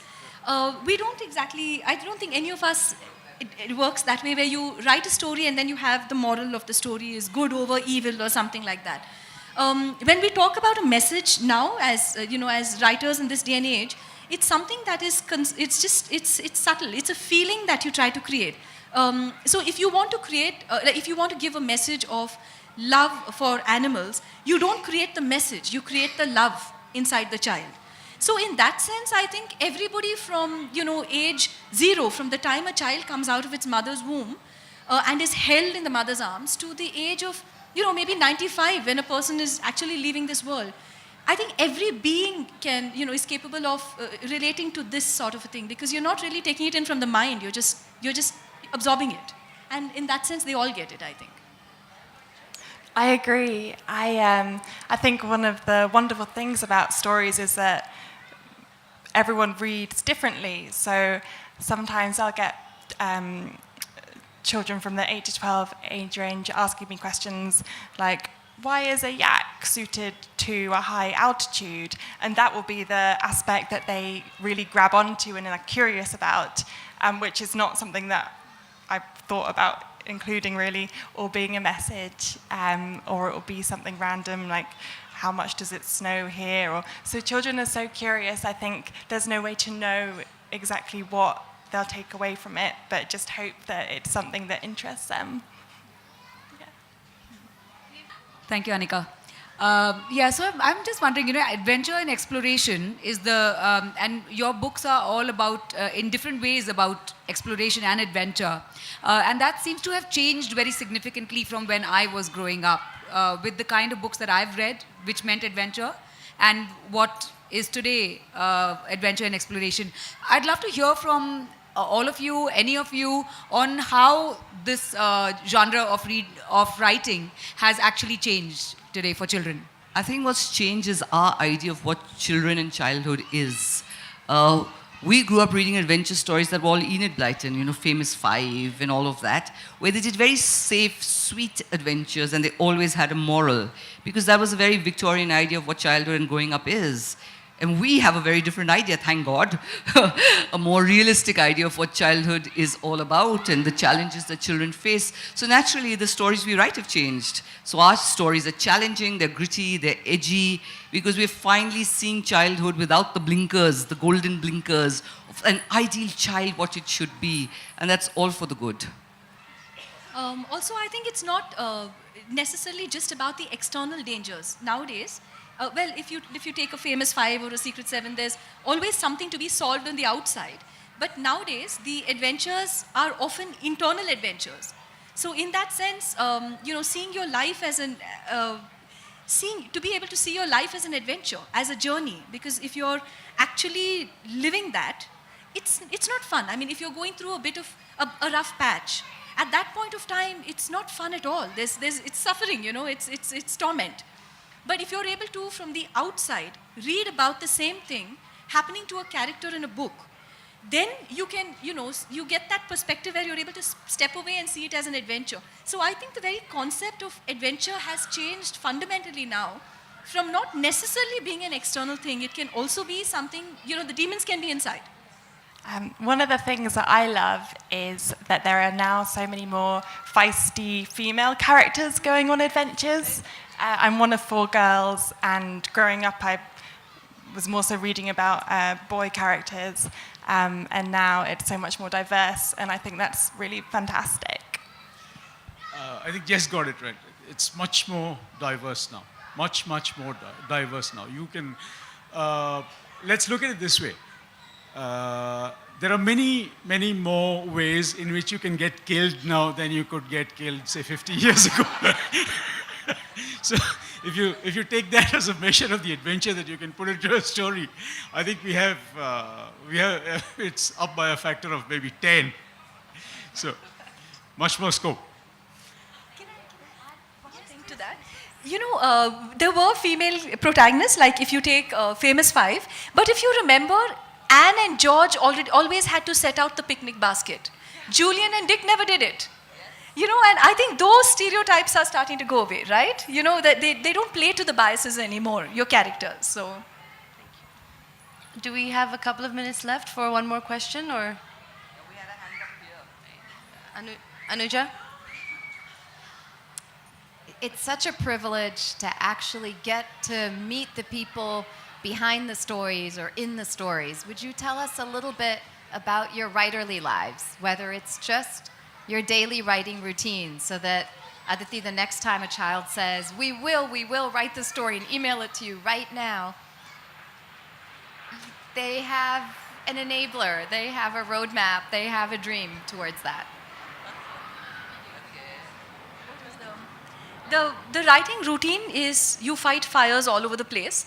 We're at an age where I think, at least I'm speaking for myself, we have aging parents, grandparents, we have kids who are always getting in and out of, there's exams, there's always a crisis.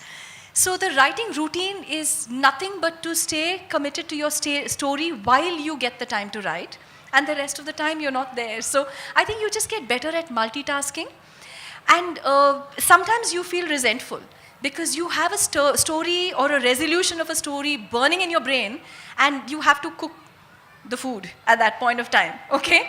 So it's not pleasant, but I have come to realize that without noticing it, my inner self has deepened because I have these responsibilities, and I'm not able to be frivolous because I don't have the time for it.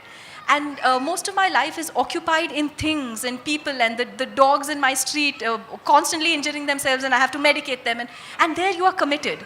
So when you do get those few minutes or hours to write your story, you are equally committed to that. And then you give your 100% there because you've been able to give your 100% elsewhere where you didn't have a choice. Whereas when you're writing, you do have a choice. People often slack off But when you get into the habit of, am I right here, Vanita? Well, I'm a single mom who homeschools a daughter, so I've spent the last 11 years writing in the cracks. And Toni Morrison says, you know, that we women are so proud of ourselves that we squeeze our art into the day. And I don't think we really deserve a pat on the back for that. But that's the quality of your life. You're a mom, you're doing all kinds of things. But the wonderful thing is that you do keep writing. And I think if you want to enable kids, that's what you need to teach them, that writing and writers are not something on a pedestal. Writing is not something that waits for inspiration. If I waited for inspiration, I'd write 3 days in the year. I just write. They need to take all of this off the pedestal and make it part of their everyday lives.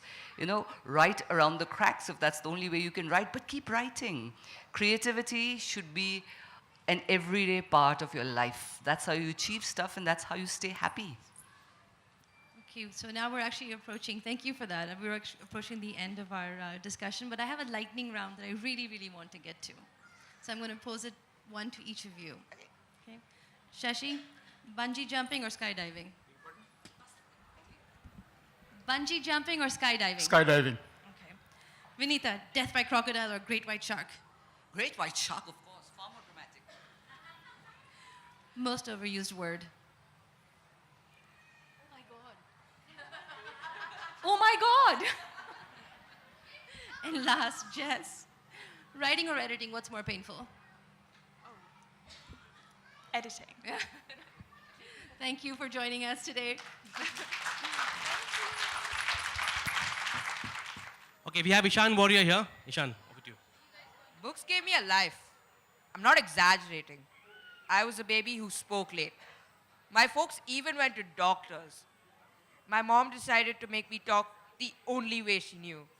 She made books with me as a hero. There were my photos with her and my dad. There was me going to the park. A whole series with dialogues. We read and I talked. The memories of my childhood are books. A book told me about a new brother, and the magic came true. A little boy came to who I became and still am a role model. Dr. Seuss taught me she best could do everything he best did, even before I saw girls in my class. Ganesha, the big brother, was a slow runner, but beat everybody with his brains. I too would have a chance. I devoured books as fast as Bukasura. Reading made me communicate with the world. My teachers asked me to read to the class, and I made up all kinds of voices to read. I loved escaping into the adventure worlds of Sherlock Holmes and Mahabharata. I became a quiet, shy boy, fact-obsessed, who lived in dreams and got occasionally bullied. Books again rescued me. All my reading in many voices got me into a theater class, and I became the trickster mosquito of beastly tales. The clever mullah beating his tormentors off with witty humor, a war horse suffering through war and making it. One book that affected me recently was Like Smoke. This book is about teens scattered over India's many times and places. It opened my eyes about the problems we face in our society from a teen's perspective. And through it all, I developed my own voice. I live with the books and share their joys and sorrows. They inspire me to understand myself, the good and the bad. They tell me how I interact with friends and what I need to do to develop courage and character. Their words gave me strength to be comfortable in my own skin. The books brought me to Neev 3 months ago, a school which encourages reading, has a theatre class, and a literature festival. The boy who couldn't talk is here, standing in front of you all, thanks to books. Okay, right. We had a lot of talks, we had a lot of discussions. We have some chocolates for you, but you'll get the chocolate once you answer the question. Okay, can you hear me now? Right, okay. Can we have the chocolates? Oh, yeah, thanks, Vinitha. He wrote, to other countries I might go as a tourist, but to India I come as a pilgrim. To other countries I might go as a tourist, but to India I come as a pilgrim. A very, very amazing person. If you want me to give you a clue, I'll give you a clue after some time. Not Mark Twain. Not Ibn Battuta. I have a dream that one day this nation will rise up and live up to the true meaning of its creed, that all men are created equal. Yes. Martin Luther King. Martin Luther King. Okay, the second question, those of you who love movies, this is it. It's on, I'm sorry. Michael Crichton, his book was made into a movie. You need to name the movie. Jurassic Park is right. How many chocolates have we won today? I think this is the fourth one. Okay. I Chose to Climb was first published in 1966. It's the autobiography of which mountaineer? I Chose to Climb. And he has 19 trips. No. It's not Hillary. It's not Edmund Hillary. Edmund Hillary actually became New Zealand's ambassador to India many years later. Not Edmund Hillary. Yes. No. Not Tenzing Norgay, no. He had 19 trips to the Himalayas, 4 to Mount Everest, and he was the first one to climb from the south face of Annapurna. It's Chris Bonington. Okay, one more question, and then it's, this is a simple one. Something to Answer was the first book to win which prize? Something to Answer was the first book to win which prize? It was in 1969. Yes, the Man Booker Prize. Thank you, ma'am. Okay. Don't worry, please, we'll have more questions later, but we will carry on.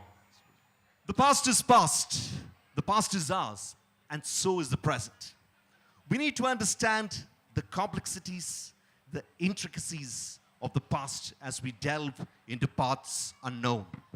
The past may or may not define us in terms of our thought process and action, but it would throw light on certain existential barriers which might impede our growth to perfection. As Soren Kierkegaard said, life can only be understood backwards and not forwards. Ladies and gentlemen, this is the third session in Neev Academy today. It is on recreating the past. And we have with us 4 authors whom we are pleased to introduce.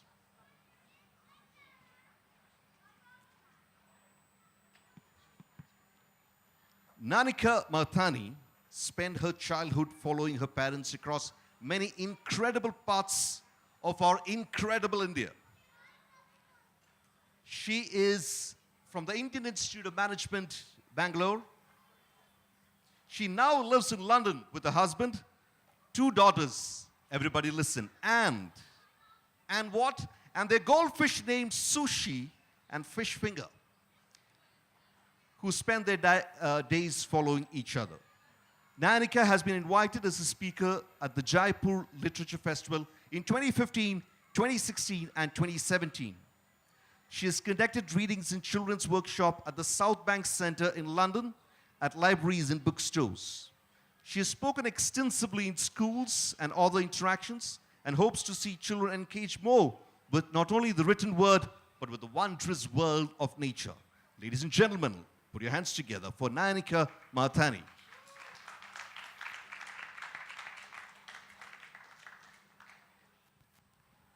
अब मैं मंच पर आमंत्रित करना चाहूंगी विलक्षण प्रतिभा की धनी लेखिका देवप्रिया रॉय जी को, जिन्होंने अवेक वुमेन्स हैंडबुक नामक उपन्यास के द्वारा साहित्य लेखन की दुनिया में कदम रखा। उसके बाद इन्होंने एक अनोखे रूप में 500 रुपये प्रतिदिन खर्च के हिसाब से स्थानीय बसों के द्वारा भारत के कई शहरों की यात्रा की और अपने अनुभवों को एक विलक्षण उपन्यास हीट एंड डस्ट प्रोजेक्ट के रूप में पाठकों के सामने रखा। तालियों के साथ स्वागत कीजिए देवप्रिया रॉय का। Our third author is Dr. Devika Rangachari. Dr. Devika Rangachari is an award-winning children's writer whose book Queen of Ice was on the White Raven list of the best children's books from around the world in 2015. Her other books include Tales of Love and Adventure, Swami Vivekananda, A Man with a Vision, Harsha Vardhana. Devika conducts book-related creative writing sessions in schools on a regular basis, and has also presented papers on various aspects of young adult literature in several national and international conferences. In addition to this, she helped to run the Habitat Children's Book Forum at the India Habitat Center in New Delhi. Ladies and gentlemen, please put your hands together for Dr. Devika Rangachari. हमारे अगले अतिथि हैं श्री टिमेरी मुरारी जी। इनके बारे में कुछ कहना सूर्य को दिया दिखाने के समान होगा। पत्रकारिता और साहित्य जगत में एक जाना पहचाना नाम। इन्होंने उपन्यासों के अलावा कई नाटक भी लिखे और उनका सफल निर्देशन किया। इनके द्वारा लिखी गई फीचर फिल्म दायरा द स्क्वायर सर्किल को टाइम्स मैगजीन द्वारा वर्ष 1997 की 10 सर्वश्रेष्ठ फिल्मों में स्थान दिया गया। बहुप्रतिभा के धनी टिमेरी जी के लिए सिर्फ इतना ही कहना चाहूँगी, बहुआयामी आप हैं, बहुआयामी आप हैं, बहुआयामी काज, पाकर अपने बीच में पुलकित हैं हम आज, पाकर अपने बीच में पुलकित हैं हम आज। तालियों के साथ स्वागत कीजिए टिमेरी जी का। Hello everyone, I'm delighted to be here today for this session on recreating the past with Timari, Devika and Devapriya, and thank you for coming. So before we start, a lot of the youngsters that I know wonder, why should we bother with recreating the past? Shouldn't we be looking towards the future? Which brings us to the age-old question, does history even matter? So before we actually ask our panelists, if I may ask you something. So I'm lucky enough to get invited to lots of schools all around the world, in Asia, in the Middle East, in Europe. And because my latest book is based on a character from history, on Genghis Khan actually, I start the session by asking the children, put your hands up if you think history is boring or pointless even. And usually a sea of hands go up. And the only hand that doesn't go up is usually the hand of the history teacher. So if I may ask you over here, I know you've come for this session, so you're probably a little predisposed towards history, but put your hand up if you think history is boring. Anyone? Okay. So, one there, well. Yes? So what I ask the children then is, put your hand up if you think going to the cinema is boring, and no hands go up. And as a storyteller, to me, history is a little bit like going to the cinema, because just like any other story, history is the story of the people on this planet from the beginning of time. And depending on which show we're watching, that story can have revenge and betrayal and unexpected plot twists and unexpected endings. Look at Donald Trump, who expected that? So, may I start by asking you, Timiri, that do you think history matters and why? See, without history, we don't have an identity. And it's very important for all of us to have this identity in order that we can grow and go forward. Over here, we often confuse history with mythology. And mythology becomes history, while history becomes mythology. And that can be very confusing for people growing up in this age and time, especially under this present government of ours, who prefer mythology to history. History is what shaped us right from the start of time. And if we forget it, history will repeat itself. And what we're finding now is history is repeating itself because we haven't learned our lessons from history. For me at school, if you'd asked that same question, I'd have certainly put my hand up saying I'm very interested in history. I loved history because it was my favorite subject, and which is why I've also written novels, historical novels, because I think by going back and trying to bring people out of the past and making them real for people in the present, but you have to, the first thing you have to do is get all your facts right. And then you can create these characters. So I think by going back in my own history, I learned a lot more about myself and the present. Lovely. Devika, would you like to add something to that? Well, I think he summed it up beautifully. You need to know where you came from in order to know where you're headed. And as he said, you need to know also whether the history that you're reading is actually complete, accurate, or there are elements in it that are not actually history. but are presumed to be so. So Right. that kind of caution that, you know, you need to exercise a kind of caution. But history is extremely relevant, and it's something that's absolutely pivotal to one's identity. And yes, I mean. Super. And since I'm a historian, I'm going to say it's my favorite Yes. subject. Devapriya, do you want Well, to add to that? I think Or they've said. it all. Okay, I recently had the privilege to attend a talk by Khalid Hosseini, and I remember when I first read The Kite Runner, it moved me very deeply, but also it left me with a sense of guilt because I hadn't really ever thought about the suffering of the Afghan people before that. It was just a newspaper headline. And then something Khalid said really stayed with me, which was that when you, the human brain is actually incapable of processing the suffering of nameless millions. But when you actually make that story about a person or a family, then it becomes poignant and you can relate to it. So if I can come back to you again, Timeri, do you agree with, I mean, you've done that beautifully with the Taliban Cricket Club, where you've shown that, you know, the human spirit cannot be crushed. Ruxana's spirit cannot be crushed, even in the face of a tyrannical regime. Would you agree with his assessment that literature makes history more relatable? Yes, I have to say, before I went to Afghanistan, my vision of Afghanistan was blurred by newspaper reports, what is happening there, the tragedies of it. It's been part of the great game for centuries, and it's a country that's trapped between too many powerful people and places. But when I went to research my novel in Kabul, I went and met many people, especially women, because I was interested in writing a novel about an Afghan woman. And what I found there was the Afghans, men and women, are the most hospitable, the most generous people I'd really ever met. That wherever I went, by the way, they were pro-Indian and anti-Pakistani as well. So that was part of the reason I was so welcome. But that surprised me because they have a great sense of humor, a great generosity of spirit. I mean, if you tell an Afghan, I like your watch, he'll immediately take it off and give it to you. So you're trying not to say, I like that or like this. But I was treated with such hospitality, and the women I interviewed were absolutely honest and truthful about what happened to them under the Taliban. And surprisingly, they were even more sympathetic for men because they said, what's worse than having to A, grow a beard when you don't want a beard, and B, having to pray 5 times a day in the middle of the road when you're going somewhere and get beaten. So at least they said they were under the burqa and they could, you know, which they had to learn how to use. So what he said is actually right, because by going there, by experiencing the country, by meeting the people, I could draw on them by miniaturizing a story, you know, the whole problem into a person or 2 or 3 people. I hope I've given people a better understanding of the people.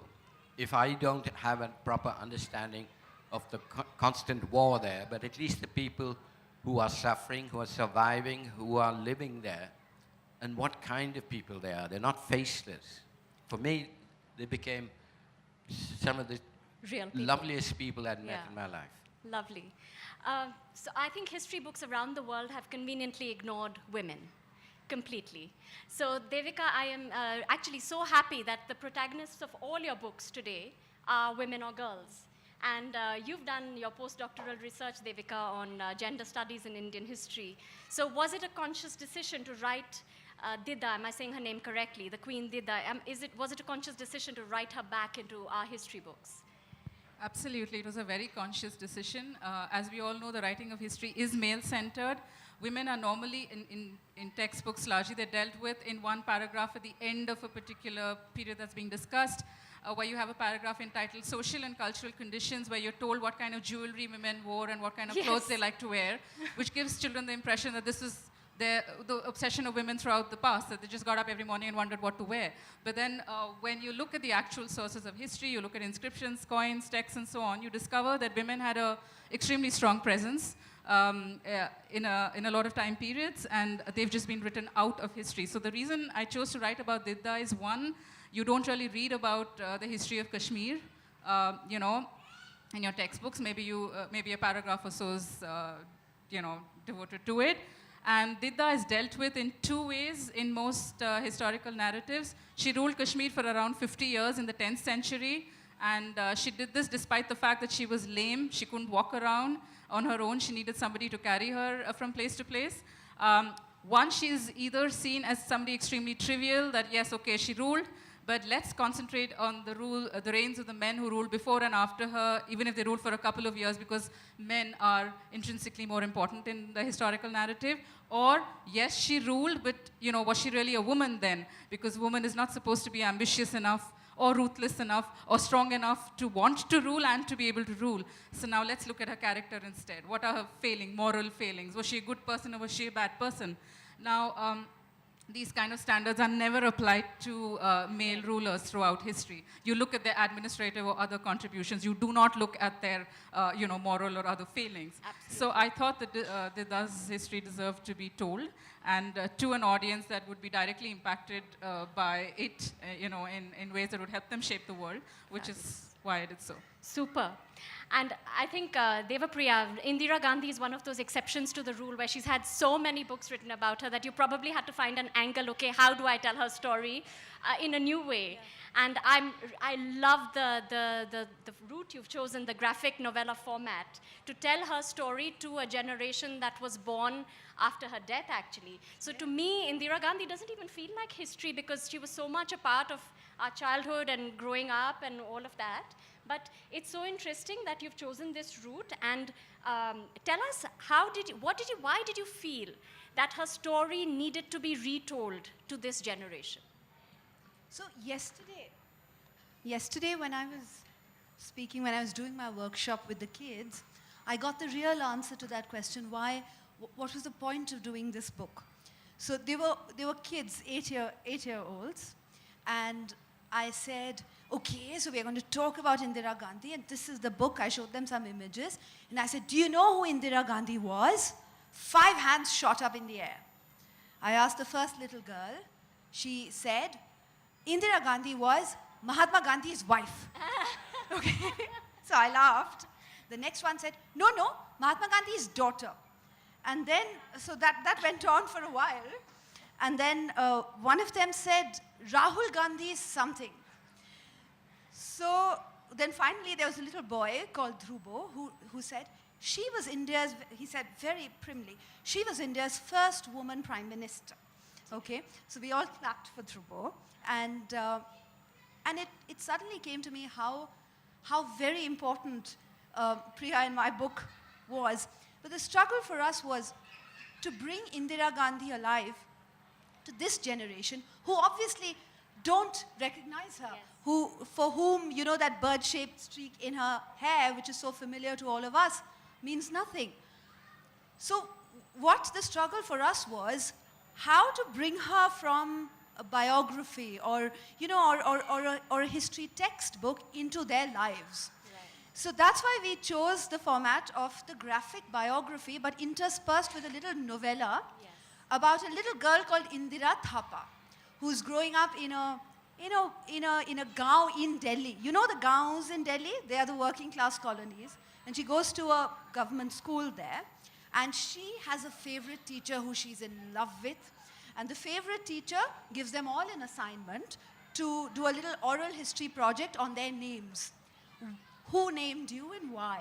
And that's what all the 8-year-olds at the workshop did yesterday too. And that was great fun. So when Indira starts to investigate her name, she finds out about her more famous namesake, because she had been named after Indira Gandhi, because her grandfather had met Mrs. Gandhi many, many years ago. He was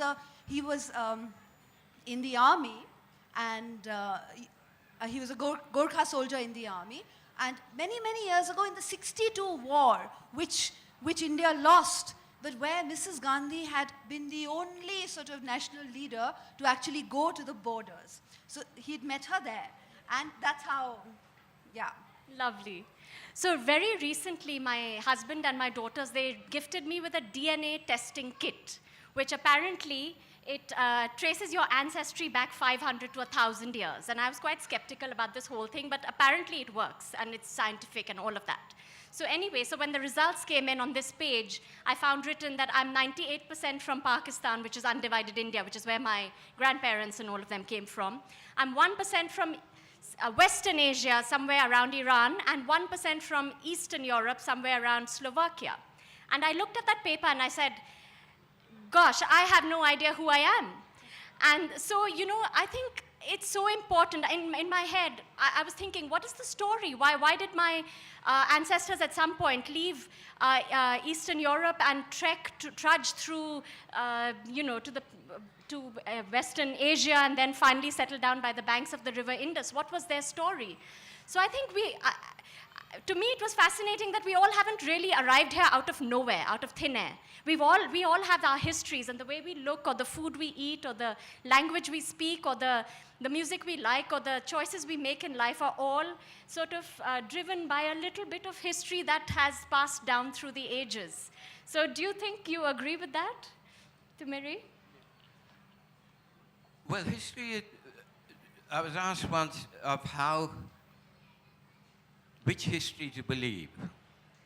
I was giving a lecture at a university, and at the end of it, they asked me, I mean, how do we tell which is the right history? Because A is writing a history, B is writing a history. Well, to give you just an example from my school days, I went to school long before any of you were around the world, that just after independence, and I had two history books. One was an English history, and the second one was an Indian history. The English history was all about Queen Elizabeth I, Alfred the Great, everything else like that. So Walter Raleigh. The second book, Indian history, was about Robert Clive, Hastings, and other Englishmen, and Indians were barely mentioned. So there was I grew up with two histories. And trying to find out which is the right history to read, who's writing it, and how accurate it is. Because history is a very malleable subject. It's constantly being rewritten. When you read 1984, I mean, there's a whole office of people rewriting history instantly. And under our present government, they're trying to rewrite history as well. So history, you have to sift through various accounts to try and find out which is the history that one can believe in. Winston Churchill, who won the Nobel Prize for Literature, said that history will teach the world how good the English people were. And he said, that's because I'm writing the history. So if you want to read Churchill's version of the English people, then you get one version. But if you read other versions, England has a totally different history. And they're now so confused with their Brexit. They're going back to an imperial history, which was never really imperial, but subjective, of people right around the world. So again, history is a subject that we have to sift through very carefully to see where we've come from and how accurate those histories are. Super. And that actually brings me to your story, because you've intertwined fact and fiction. So it's sort of related to what Timuri is saying. You've got the story of Indira Thapa, and then you've got the story of Mrs. Gandhi. So do you believe there is such a thing as history based on fact, or are we all just living our own versions of history based on our...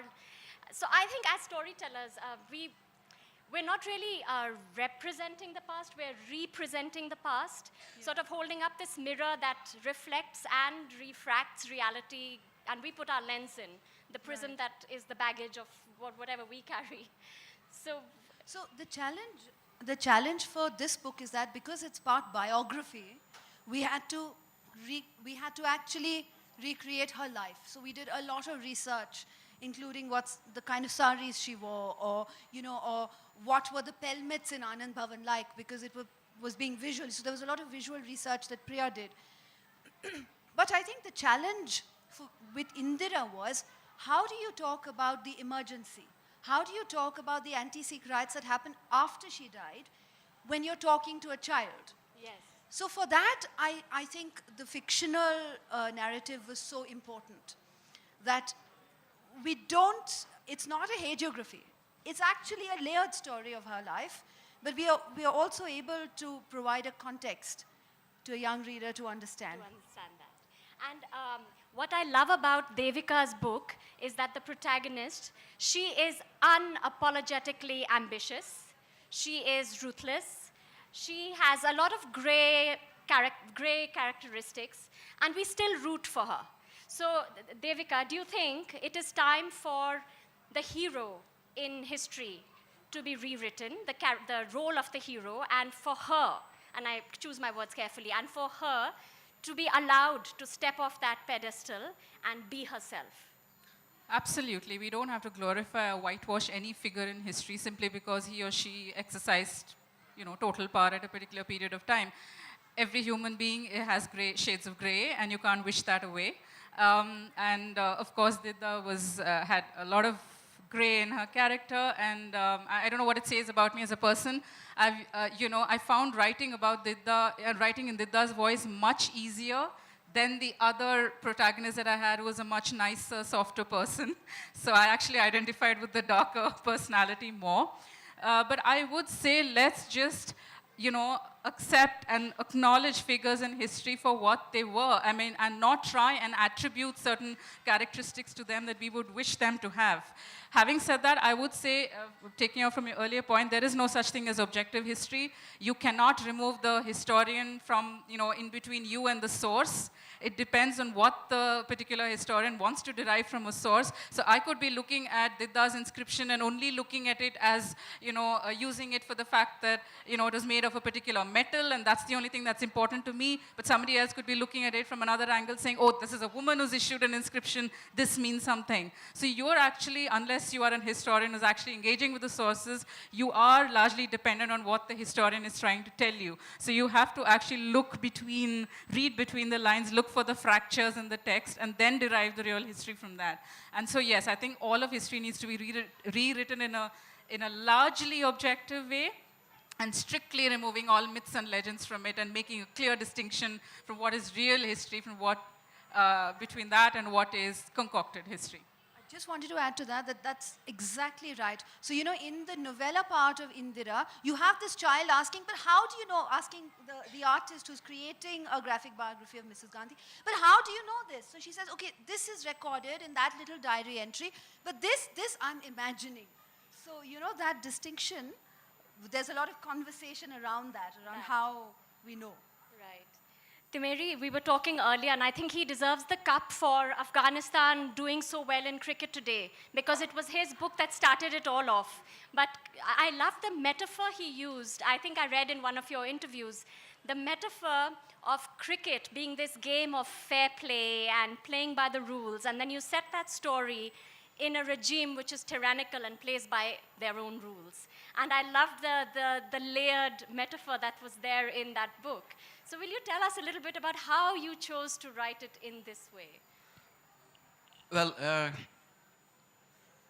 I've played cricket all my life, and my father and grandfather played cricket. Cricket, even though democratic, is also a subtle, if you're on the field long enough, you know there are revolutions buzzing around you, from long leg to slip. You know somebody's about to complain, but they keep it within that white flannel. And I like the thing about cricket is that the Taliban didn't understand, by giving the freedom of a long period of time on a cricket field, that you can brew revolutions of people thinking of things. I mean, football is over in 90 minutes. Cricket can go on for 5 or 6 hours. So I like the idea of cricket as a way of rebellion against an authoritarian rule. And that is why I chose cricket, because cricket, from my own point of view, of knowing how the characters work and in my own teams and other teams, is that there's always dissidence in that, which is subtly shows itself. I mean, if you look at our Indian cricket team, there's always infighting going on in the dressing room, on the field, and everything else. So it's not as democratic as we think. It's a revolutionary, it is a revolutionary tool, in my opinion, of how leaving people alone too long on a field to think for themselves, they will start a revolution. Right. I love that. Okay. So before we wrap up, I'm going to ask you all once more whether you still think history is pointless. So if you can put your hands up. We've done well, I think, over here. There are no hands going up. So I think basically history is sort of like stepping into the shoes of those who walked before us and being able to feel their journey and feel an empathy and a sense of inclusiveness. That's the way I see it. And for our children and for the new generation, I think today we're living in a world where the world leaders are getting so intolerant. You look at what's happening everywhere. People are building walls. Brexit is happening. Everybody's looking inwards. Look what's happening in India. I'm so sad to see what's happening around us. And if we can, through history, at least maybe develop a sense of tolerance. And we said that it's important to know where we came from so we have a sense of where we're going to. And I want to take it one step further, and it's important to know where everybody else came from and where they are going to. So we try and understand that it's okay, we can have our different journeys, but we can still be friends, even if we disagree about certain things. And that was my whole idea of writing the Genghis Khan book as well, because everybody thinks one way. If you ask the people in Mongolia, he was a hero. And there are a lot of good things about him. So I think if history and recreating the past can give us, as John Lennon said, just imagine this world without borders, I think we'd have done a good job. And history isn't so pointless after all. So I think we're at the end of our time. So a big round of applause for our panelists, please. And, is there time for questions? We've got 3 minutes, so if you'd like to ask any questions. A couple of questions, yes. Yes. So the interesting part of history is not the dates, it's why they did it or what they were thinking and their choices. And you have no idea about that, and you acknowledge that. So I often wondered whether history should be, can we even call history nonfiction, right? Is all history fiction except for the dates? But then I want to take that to what you said, Timothy, of saying that we don't learn from history. But we can't learn from the dates, and you don't actually know what happened other than the dates, right? So we can't learn from history, or you say we can. You think that if more books got written, if there was more awareness of history, would the world be a better place? I would think yes. I mean, for instance, if Donald Trump knew where Europe was, it would make a much better place. When you're coming back to history, somebody asked me this question, that how do I research my history? The tragedy here is that to learn about Indian history, you have to go to London and the British Library in order to find out all the books that were published in India in those periods. So you're going to London in order to learn more about your country here. And that version is often the British version. What we need now is more and more historians, Indian historians, looking at our history in order for us to try and balance what the British wrote about us, because they wrote from their own imperial point of view. And by taking that, I mean, whether we were talking about Irfan Habib or any other great historian, it's by absorbing this history that we can come to terms with who we are and come to terms that we're all Indians, quote unquote, rather than a different kind of people. So that's why I feel history is so important, to unite us rather than to divide us. And by reading history, we realize that we're all part of the same subcontinent. And once we have that identity, and I don't want that the BJP version of identity, I mean that who we are as a people. History, I think, for me, history, going back to my own past, going back to my country's past, going back to that, gave me a far clearer vision of who I was, what had happened, and why I'm here at the moment. So, Manish, to answer that, I hope I have managed to answer that question. It's such a complex subject, history. And as we've all known, that there are different versions. as Devika said, one man will say one thing, another person will look at the same subject and interpret it in another way. Because today, even today, our history is written by Englishmen. Right now, today, there are more books written by the Brits on our history than by Indians. Okay, time for one more question. Yes, the lady at the back. There's a mic there. Basically, my question is to Devika and Devapriya. Both of you spoke about how history can be interpreted in different ways, and also about being very clear about what is fact and what is fiction in the books that you write.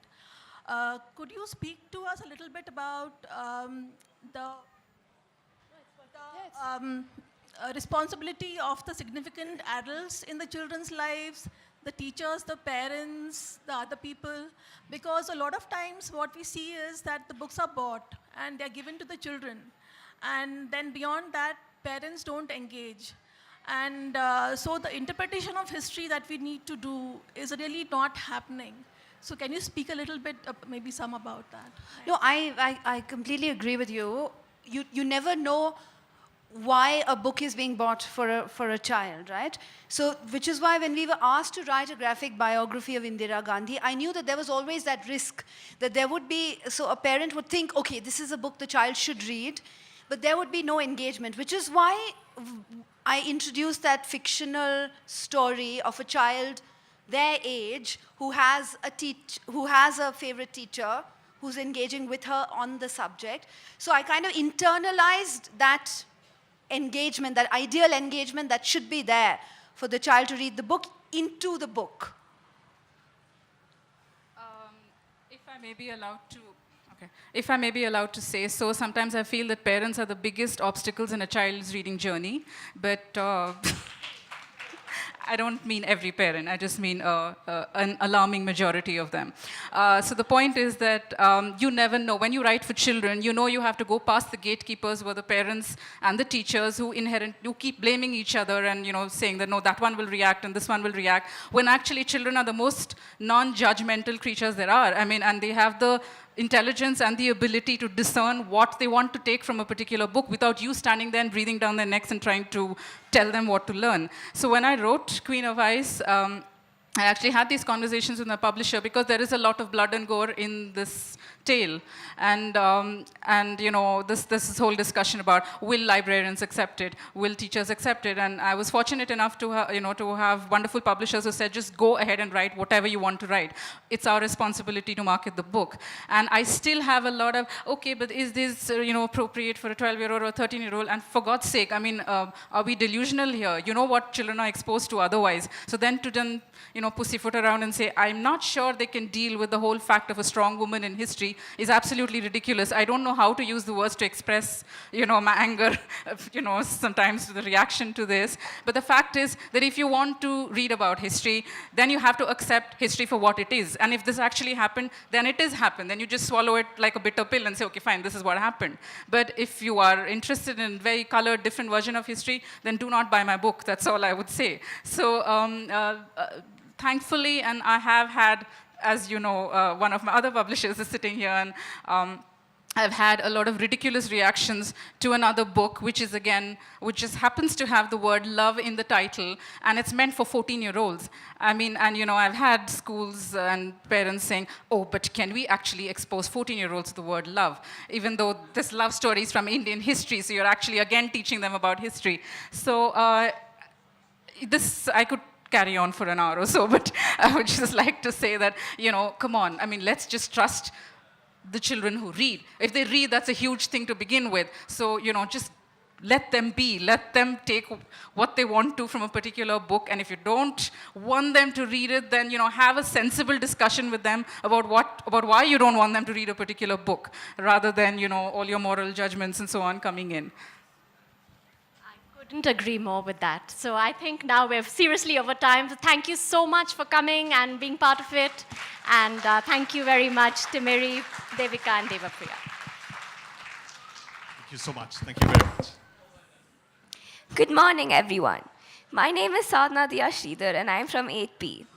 Reading was always a very important part of my life, until it wasn't. Since I was a kid, I was surrounded by books and exposed to all kinds of genres from a young age. While my friends would have dolls in their hands, I would have a book.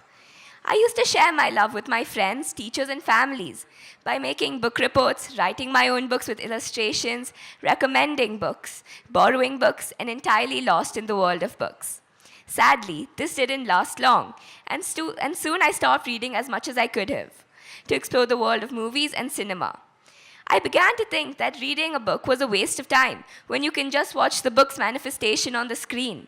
Instead, I would ask my parents for mouth stories. Little did I know how much I was missing out on. The adults around me would constantly remind me of the importance of reading and how it not only enhances vocabulary, but builds the skills of imagination, analysis, writing, and is a different experience altogether. Our school and teachers have always encouraged us to read by giving us time slots allocated for reading, integrating reading in many subjects, creating book clubs, and exposing us to authors, books, and literature through platforms as big as the Literature Festival. This led me to give books one more chance, and so I went to the library and picked up a book. The book I picked up was Okay for Now by Gary D. Schmidt.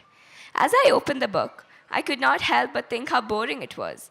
But as I flipped the pages and continued reading it, and I just fell in love with it. The way the author navigated through Doug's life, his difficulties, the relationships he made, his curiosity, all tied together in a perfect string of words. The author crafts each chapter carefully, creating a picture in my mind of his neighbors, the little Spicer girl, his family, Mrs. Windermere, Mr. Powell, the Arctic Terns, Joe Pepitone, the small town. I didn't want it to end. This was a new beginning for me. This book led me to stop judging books based on the first few pages and brought me back to the world of books. I have read books like Looking for Alaska, The Hate You Give, Boy 21, 1984, Sapiens, Bone Gap, The Boy with Two Heads, The Giver, just to name a few. All these books opened multiple worlds to me and made me feel like I was a part of them. They brought me back to a time when I was excited to read books. After all, readers live 1,000 lives, but a person who never reads lives only one. And she has lived overseas since 1986 in the UK, Hong Kong, Vietnam, Thailand, and since 2005 in Singapore, where she was the head of libraries in UWC Singapore. She has been the head of libraries for United World College of Southeast Asia, which is a non-profit international school serving 2,700 students. She's an active member in the Singapore Network for International School Librarians and was instrumental in the establishment of their annual Red Dot Books Awards and Readers' Cup competition. Welcome, Ms. Kerry Day.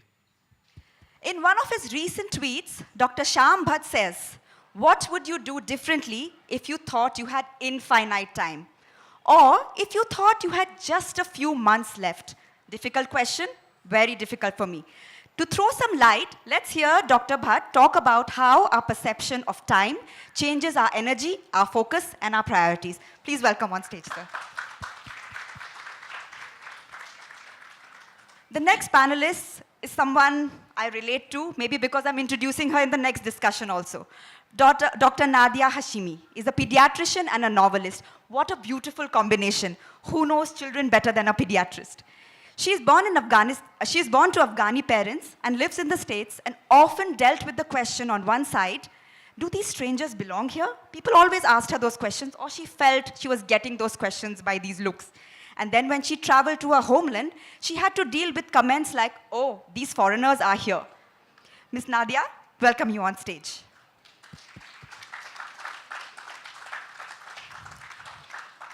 Our next panelist is Ms. Paro Anand, who's truly a champion of the child's cause because she's best known for her writings on young adults in difficult circumstances. And she's one of India's top writers. She has been facilitated by our former president of India, late Dr. APJ Abdul Kalam, for her work in the novel No Guns at My Son's Funeral. She holds a world record for helping over 3,000 children make the world's largest newspaper. Please welcome Ms. Paro Anand.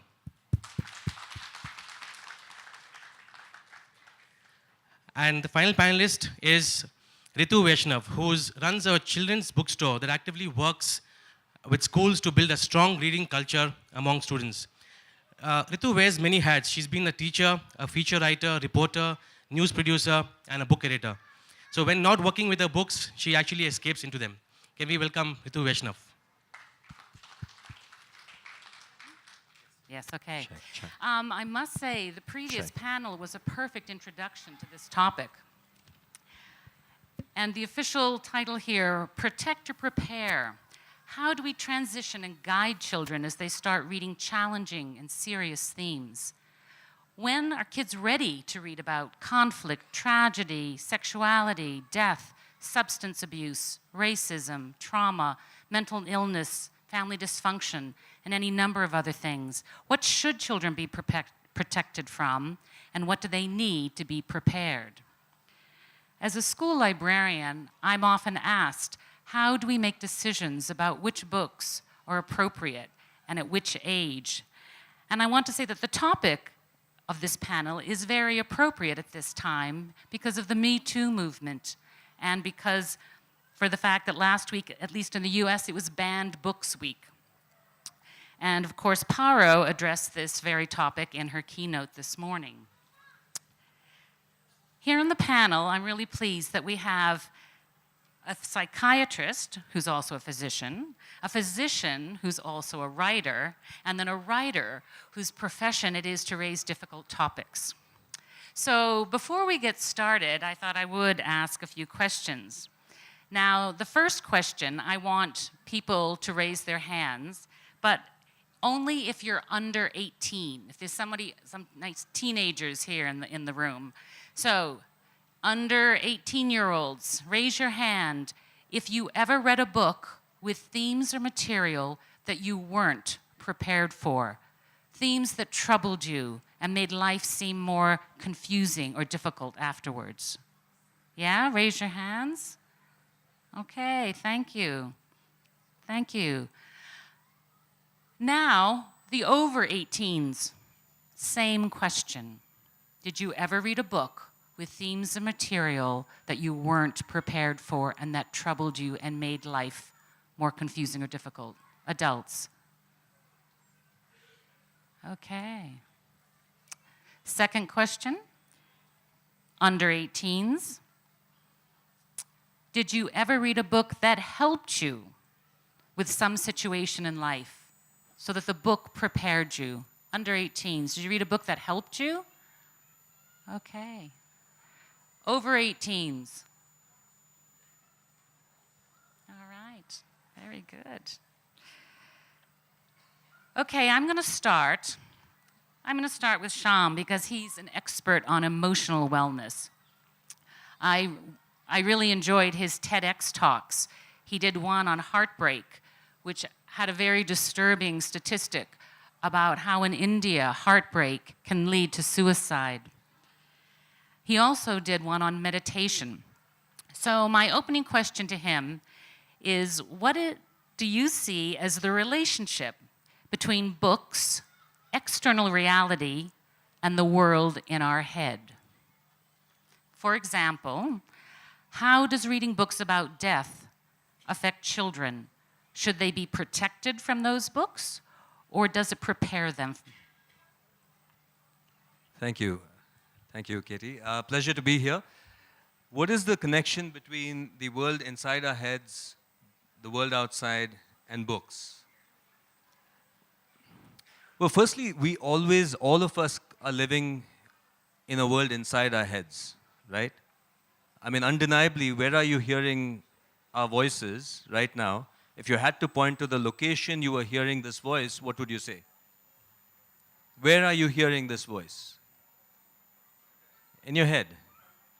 Your head is very sophisticated. Your brain is so sophisticated, it's managing to convince you, or at least, rather, it's managing to tell you that this voice is coming from outside your space. However, there is no denying that anything that you're experiencing is only here.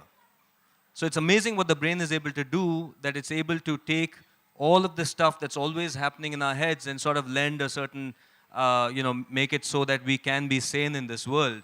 But the fact ultimately is that despite all of us being reasonably sane, we all are experiencing ultimately our own internal world. And to me, the fact that our brain is doing this, as opposed to this is only one reality, comes home every time, for example, I treat somebody who has had a brain dysfunction, for example, schizophrenia, which in that condition, the brain, because of certain dysfunction, it is unable to make this distinction. So a person has a thought, has a feeling, they're not sure where these thoughts have come from. Are these thoughts in my head? Have they been put into my head by somebody else? Are my thoughts just leaving my head and going into somebody else's head? It's a bizarre experience, but one that we are fortunately spared from because our brain is doing certain amazing things. So the fact is that ultimately we're all living in this qualitative world inside our heads, and of course books have a profound way of influencing that world. Because when you read a book, you start imagining things, you start visualizing things, and although we may all read the same, we might read the same book, the world that you create inside your head is partly dependent on what you bring into the equation. So it's a complex relationship between the world outside, the world inside, and books, because in the end, they're all happening inside the head, and it's ultimately a very individual and private world. Now, your second question was about how does it, what should we do with books about death? Should we prevent our children from reading that? Should we allow them to read that? And it's actually very interesting, because for a long time, people thought that children are not oblivious to death, or that they're not concerned about death. Many of us now as adults, we look back at our childhoods and we think that was a very happy, carefree time where we were spared all these existential questions that invariably at some point in our life we get. And I'll say this, the literature and research on this subject is not, there's not much, because adults are scared to investigate this phenomenon. We don't want to ask our children about death and dying. But I want you all to consider, those of you who have kids, or obviously interacted with kids and children here in the audience, think about what your child has said to you. Have they not talked to you about death? Have they not asked you about death? Just the other day, well, not the other day, but last year, my son, who was then 11, one morning he said to me, "Daddy, you're 45. I said, "Yes." He said, "You have 40 years left." I had a very productive day that day. I was like, I'm now very aware of my mortality. But he said, "You have 40 years, I have about 70. And he said it very casually. I didn't probe. I spare my children my psychiatric sort of thing, but I was thinking about it. And if you look at the literature, when they examined this issue, do children worry about death? Are children concerned about death? They found yes. Children as young as 3 and 4 years old are concerned about death. They ask about it. They will talk about it. In one incredible study, what they did with 5-year-olds was they just hooked them up to something that measures something called galvanic skin response, which is an indication of your resistance, rather, which is an indication of your stress levels. And they read out certain words which were associated with death, like end, darkness, death, all of these words. And they found that children had a spike in their stress levels every time they heard the word. Because let's face it, no other species has to contend with this existential position that we have. You're born, and our life has oblivion on both sides. Non-being on this side, before we were born, non-being on this side, after we are gone. And a child who is born has actually just experienced a state of non-being. We have had many years since that experience of non-being. But a child has been born from a place of not existing, and in the early years, the struggle is to exist, to come into this world. And you cannot be unless there is non-being at the backdrop. There cannot be life without the backdrop of death. It is impossible. We think children are blank slates and they get information from the world. That is not true. Children are born genetically with rich information. And one of the key components of information in every cell of our body is survival. That is what evolution is all about. It's about survival.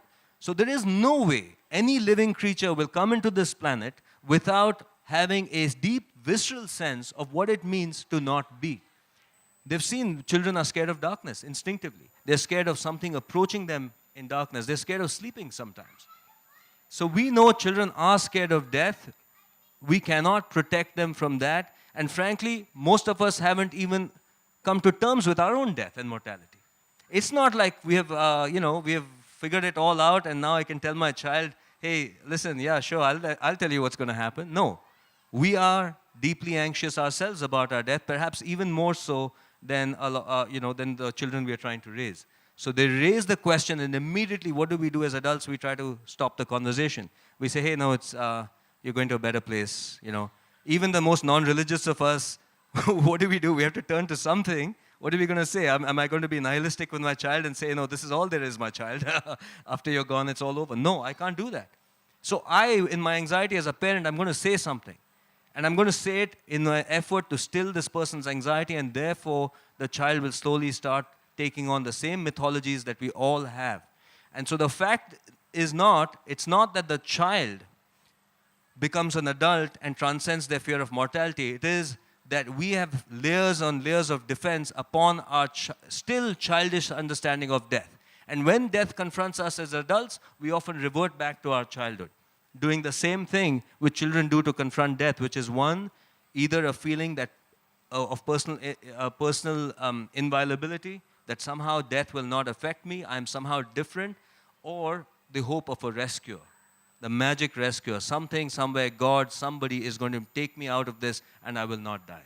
But the fact is, literature, and I think the other panelists will talk about this, children's literature has been replete with references to death. If you look at fairy tales, it's basically about death, because in those days, when fairy tales were written, children are dying like flies. It was horrible, right? In England those days, 17th, 18th century, children were dying all over. We couldn't protect them from death, so we had to bring it in the book. We had to give it a certain form so that they could make sense of this rumbling chaos of death all around them. But today we live in a world where death is consigned to some other space. Many of our children are not going to see death. Maybe 200 years ago, when someone dies, you see them. They don't go to the hospital. They're there. Death is very much part of the fabric of existence, but today it's consigned to another space. So, and we want to protect our kids more, and therefore we are having conversations like this where we're saying, hey, should we pretend that somehow death is not part of your life until maybe, let's break it to you, when you're 14 or 15, it's not going to work out that way. So the fact is, children are very aware of death. It's a huge developmental issue for them, although they may not be aware of it. And books actually do a lot to help them cope with the fear of death. Great, thank you. That's, maybe you'll put together a nice book list here for death. Now turning to Nadia. Nadia, I love the fact she's written 2 novels which address some difficult issues. And she's used the same characters in the 2 books, but one is a novel for adults, and one is a novel for young adults, if not children. And so, Nadia, can you talk about that? Sure. I think for me, when we talk about this conversation of prepare or protect, it's one that I had to have internally when I went from writing my adult novel, The Pearl That Broke Its Shell. And in that text, I deal with a child who's born, she's raised in Afghanistan, and she lives as a boy. She's a bachaposh, a girl who's dressed as a boy, from the time that she is, 8 years old till she's around 13, at which point she's married off to a warlord and becomes this child bride, as we call them. And it's a traumatic read, and that's the feedback that I've gotten from the adults who have read this, either in book clubs or independently.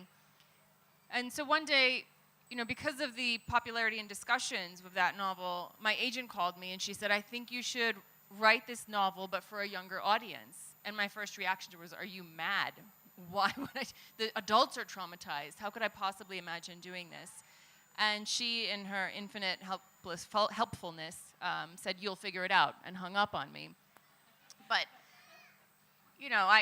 so I turned to the kids around me, and I kind of observed and watched, and I said, they are thinking and hearing and feeling and sensing all of the trauma that's happening in the world. They are actually quite aware of it. And as we speak about death, just a couple of weeks ago, one of my children asked me, Mommy, do 2-year-olds or 4-year-olds die? And so I knew, this wasn't just a random question. So whenever my children ask me questions like this that I don't want to answer right away, my next question to them is, why are you asking this? And that leads to a discussion of, well, one of her friends at school's friend had passed away at a very young age. And so that's kind of what guides that. So in watching and observing what the children are doing, I said, I can handle this subject because they can handle this subject. And so the story that I wrote for a younger audience is one that leaves out some of the details, but those details maybe just make for a different kind of story. The impact and the actual issue of a girl being married off at the age of 13 is still in that children's book. And for me, the question is just, until we can actually eradicate the world from evils that are happening, how can we possibly deny our children the knowledge, the protection? Because having that knowledge is the protection, right? It is their ability to name things, to address them, to be aware of them, to watch out for them and react to them in a way that actually safeguards themselves. And that's our responsibility as professionals who work with children and as parents who are looking to protect our children and guide them in the best way possible. Thank you, Nadia. And I would highly recommend Half from the East, the young adult novel. Yes. Paro, you have written some very edgy books in your time. You're known for it. You do it so well. And especially your latest book, which I'm glad you have in your hand, because that even includes the rape and murder and sexual abuse of children in some of the stories. So I just have to ask, why do you choose to write about topics that some people feel that children should be protected from? I started out writing sweet, cute stories for kids. I think there is a place for those stories. I don't deny that. But when I was working with children, and especially with my work with children in difficult circumstances, I had to stop being an ostrich. I had to pull my head out of the sand and say, these are monsters that kids already have in their lives. And often they have no tools with which to deal with those. It's strange that, there's a book of mine where the first line of the book is, I hate Muslims. And children, I had a group of kids and one of the children said, did she just say that? And one of the other kids said, I don't think Paro Anand should be saying that. I don't think she should be thinking that. But then I kept watching as the story progressed, and I was telling the story, and they realized it was not my words, it was not my feelings, but it was what children are hearing already. We are teaching them hate. There is something which I call herd hatred. We have to be aware. And we have to, as Nadia was saying, that stories are a great tool to give them the ability to cope with and deal with. And not only that, to also have that sense of hope. It's a very dark tunnel, but a story can also empower the reader to say, all right, maybe I can do something to change this. Okay, as we have 10 minutes left, thank you. Would you pass the microphone back to Sham? And Sham, would you like to do a 30-second or 1-minute little reaction to anything they said? No, I think we're all on the same page. I have to read both of your books. You're right. There's no use pretending that this stuff doesn't exist. There's no use pretending that our children are not being exposed to this much more than they were previously. And of all the forms of media, I think the book is the perfect medium to communicate complex ideas in a way that is not one-directional. What is the point of any kind of story? It is to rehearse ways of living. It is to use the enormous human potential to, as we said earlier, to create multiple realities in our mind. No other animal species can do it to this with this sophistication. And so when a person is grappling with such nameless, such huge issues like death, then, even gratuitous violence actually is a little controversial. I should say, let me just add this. There's a lot of talk about violence in the media. There is data about violence in movies, in video games, but we actually have very little data about violence in books and what it does to children. In some studies, what they found was that when you read or see violence, it primes your brain to notice more acts of aggression. For example, in one study, when they exposed children to violence, then they asked them to do a word completion test, and they'd give you ambiguous words like H-T, and see how you fill it up. People who are exposed to more violence will use more violent words like hit, as opposed to hat, for example. So there's no doubt that violence, when you see it or experience it, primes your brain in a way that you're more sensitized to violence. But does it make you a more violent person? That is not clear. And I think, just anecdotally, when I work with children, I see that a lot of children who are going through stress, who are going through pain, who are going through maybe loss in their lives, sometimes they will be drawn to violent literature, or they might even write stuff that parents get concerned about, or even teachers get concerned about, a lot of violent imagery. But in my experience, that is a child's way of trying to make something so huge manageable. When I read something and there's a story, it seems little less scary to me. When I write something down and I have it on paper, it's more manageable to me. So again, just to resonate with everybody on the panel, books are an extremely powerful way in which we can help our children cope with such huge issues, and that we have to accept that they do have to contend with all of these issues. We cannot protect them, neither should we, because that is part of life. I will say this though, all the books, the literature, the movies that they see, they should preferably be some kind of, without getting preachy, some kind of message about it. It should not, the message shouldn't be, for example, that violence is the way you're going to get what you want in the world. Fortunately, I think most authors are very nuanced, and children, are also pretty smart, and so they will seek the right kind of reading material and get a good perspective of the world. Sure. I think when we talk about what concepts are okay to deal with children, what concepts we want to protect them from, the age-related question is an important one too. At what age are they thinking about these things? And when you mentioned death earlier, I can tell you. So my children right now, my oldest is 8. I have 4 children, and my youngest is going to turn 3. And every single one of them has talked about death with me. I remember taking my daughter out for a walk one day when she was 3 and thinking, okay, we're going to go for a very nice walk in the neighborhood.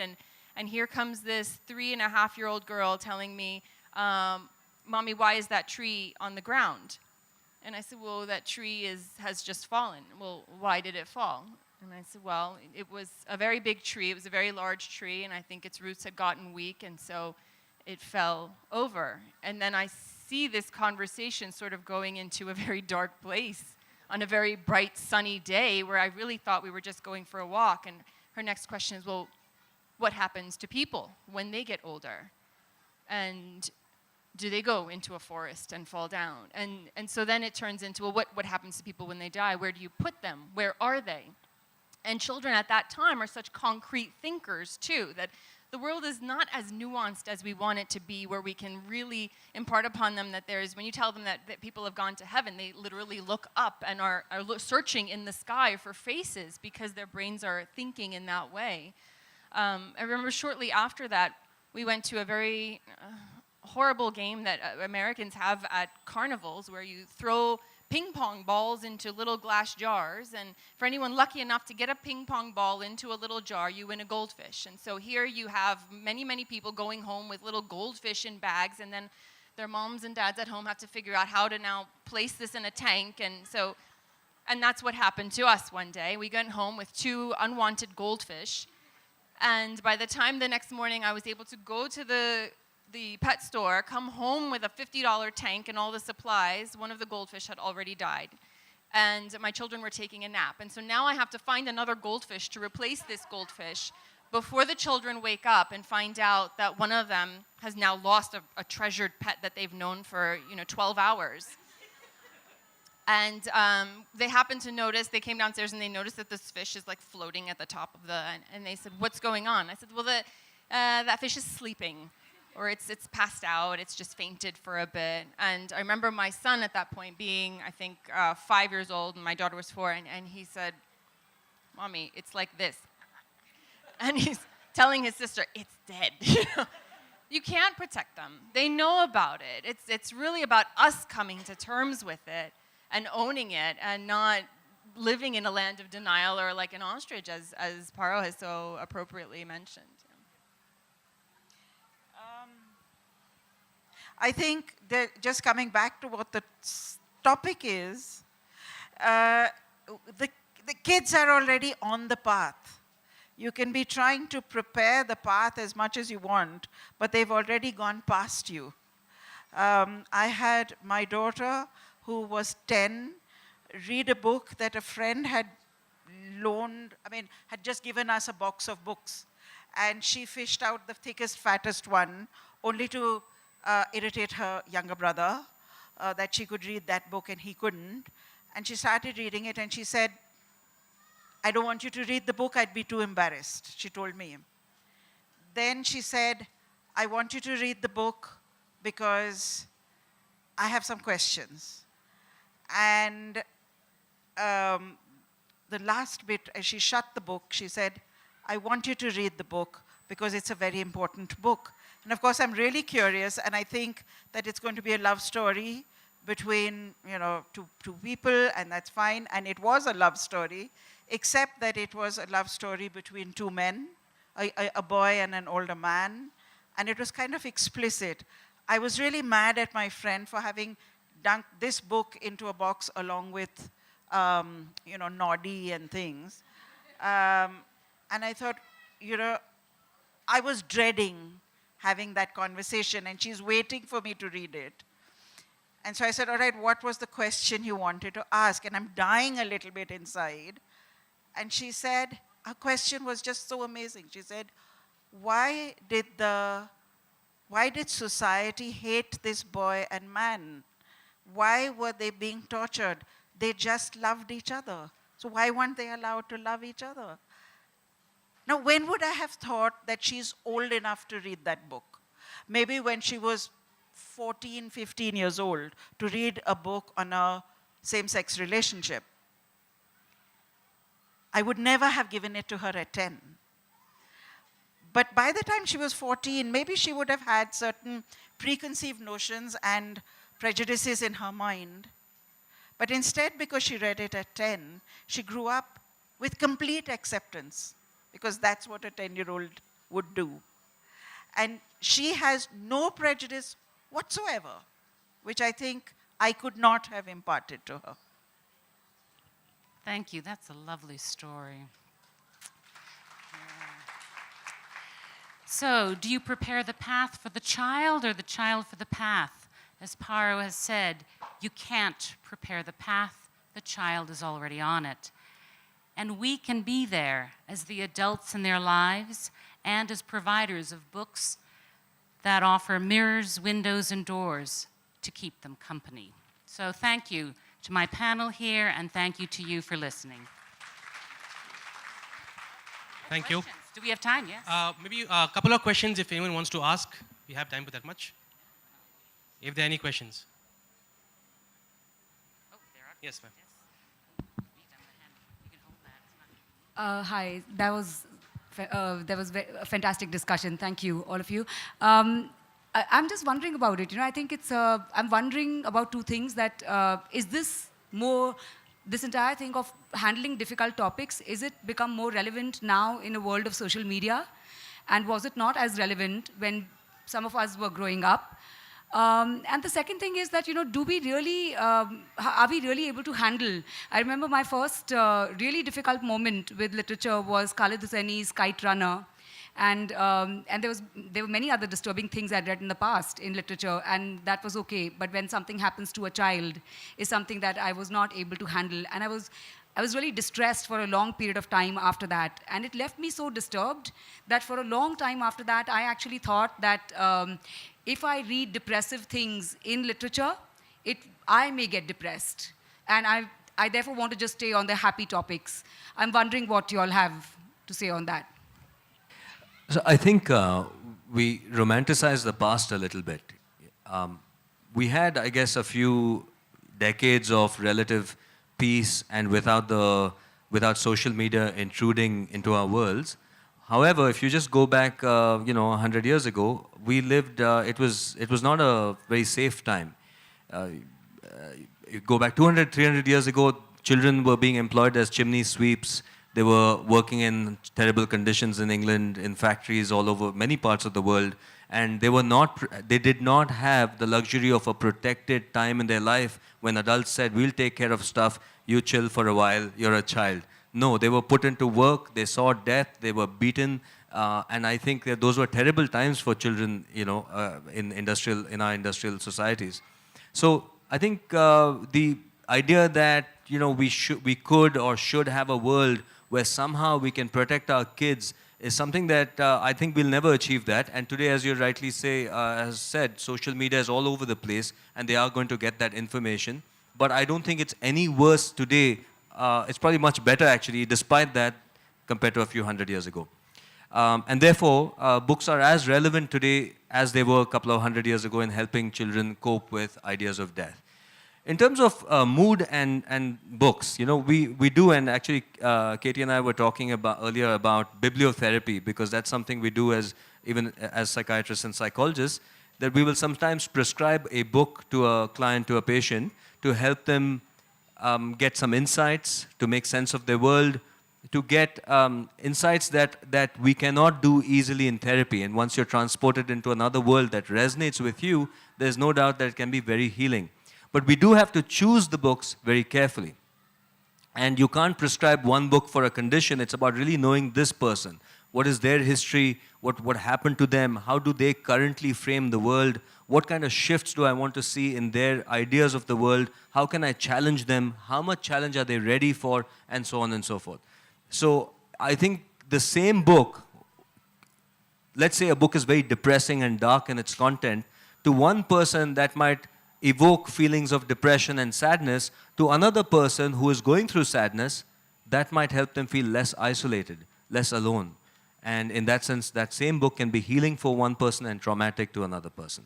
So it's a complex relationship between the media we take in and our intrinsic mental makeup. Like Paro's story as well, although you didn't take credit for it, I do think that your daughter, you instilled some values in her, because another child reading that book might well have been repulsed by this whole thing, and this might have been the book that made her be more prejudiced. So I think it's a very complex relationship. If I could just add to answering that question, is that when I was growing up, we didn't have the word rape, let's say, in our vocabulary. We didn't know that word. And so I didn't know when a friend of mine was raped. I didn't know what had happened to her. I knew she'd been attacked. I didn't know what had happened to her. Which is why when I recently wrote an article that there should be such a story for adolescents and we should give them this word, there were so many people. I was overwhelmed by the number of people who wrote in and saying, please write such a story. People who had been raped as children and never realized it, never had a name to give it. A young man who was walking along in a market and suddenly stopped dead in his tracks and realized that he had been a victim of rape. And so I have written that story to empower somebody and not let them feel like a helpless victim anymore. And so just to kind of dovetail on that, me as a pediatrician, I find it so important to have these conversations with parents and encouraging parents to name things with their children so that they are prepared, because you cannot anticipate which of our children, and that's the sad, sad and scary reality, we cannot anticipate which of our children or when they will be in the hands of something that we don't want them to be in. And so, at our home, our children know the names of all of their body parts. We don't use any cutesy little funny names for them because we want them to know that these are body parts. And so as easily as we have them name their elbow, we have them name their other body parts, which makes for some interesting moments at the grocery store when all of a sudden they're yelling out random body parts. But we want them to know that. We want them to know what is appropriate touch, when is not appropriate touch. And we do it very casually. We don't sit them down and say, we're about to have a meeting about a very serious subject. it's casually at the breakfast table where, pass this and pass that. And, oh, you remember that no one's allowed to touch you in your private areas other than, with mommy if she's helping you wash, or at the doctor's, but only with mommy and daddy there. And they say, oh, yeah, we know that. And so this is something that you try to have in a very regular conversation so that you can grow up knowing it, they know it, and it's not all of a sudden, this fear of like, but how will they know? And how do they know that feeling in the pit of their stomach is their body telling them that they should not be in that situation, it's not right, and that's not shame they're feeling. That is fear, and it's something that's their body kind of indicating them that they should not be in that situation. Them having the vocabulary to express to the next adult in the room that something terrible has just happened and I need to find a way out of it. Well, thank you, and I'm trusting that. Are we out of time? I think we're out of time. So Okay. thank you so much for the discussion. Before we move on, I have a couple of things to ask you. There's a small game we'll play. And sir, I think you'll be more interested in playing it. So we all know idioms, don't we? Idioms, yeah? So, and I'll say an idiom in Hindi, and I want you to translate that same idiom in English. If you can do that, then you get a chocolate. Simple, all right? So for example, I'll give you an example, and there's no chocolate for this one.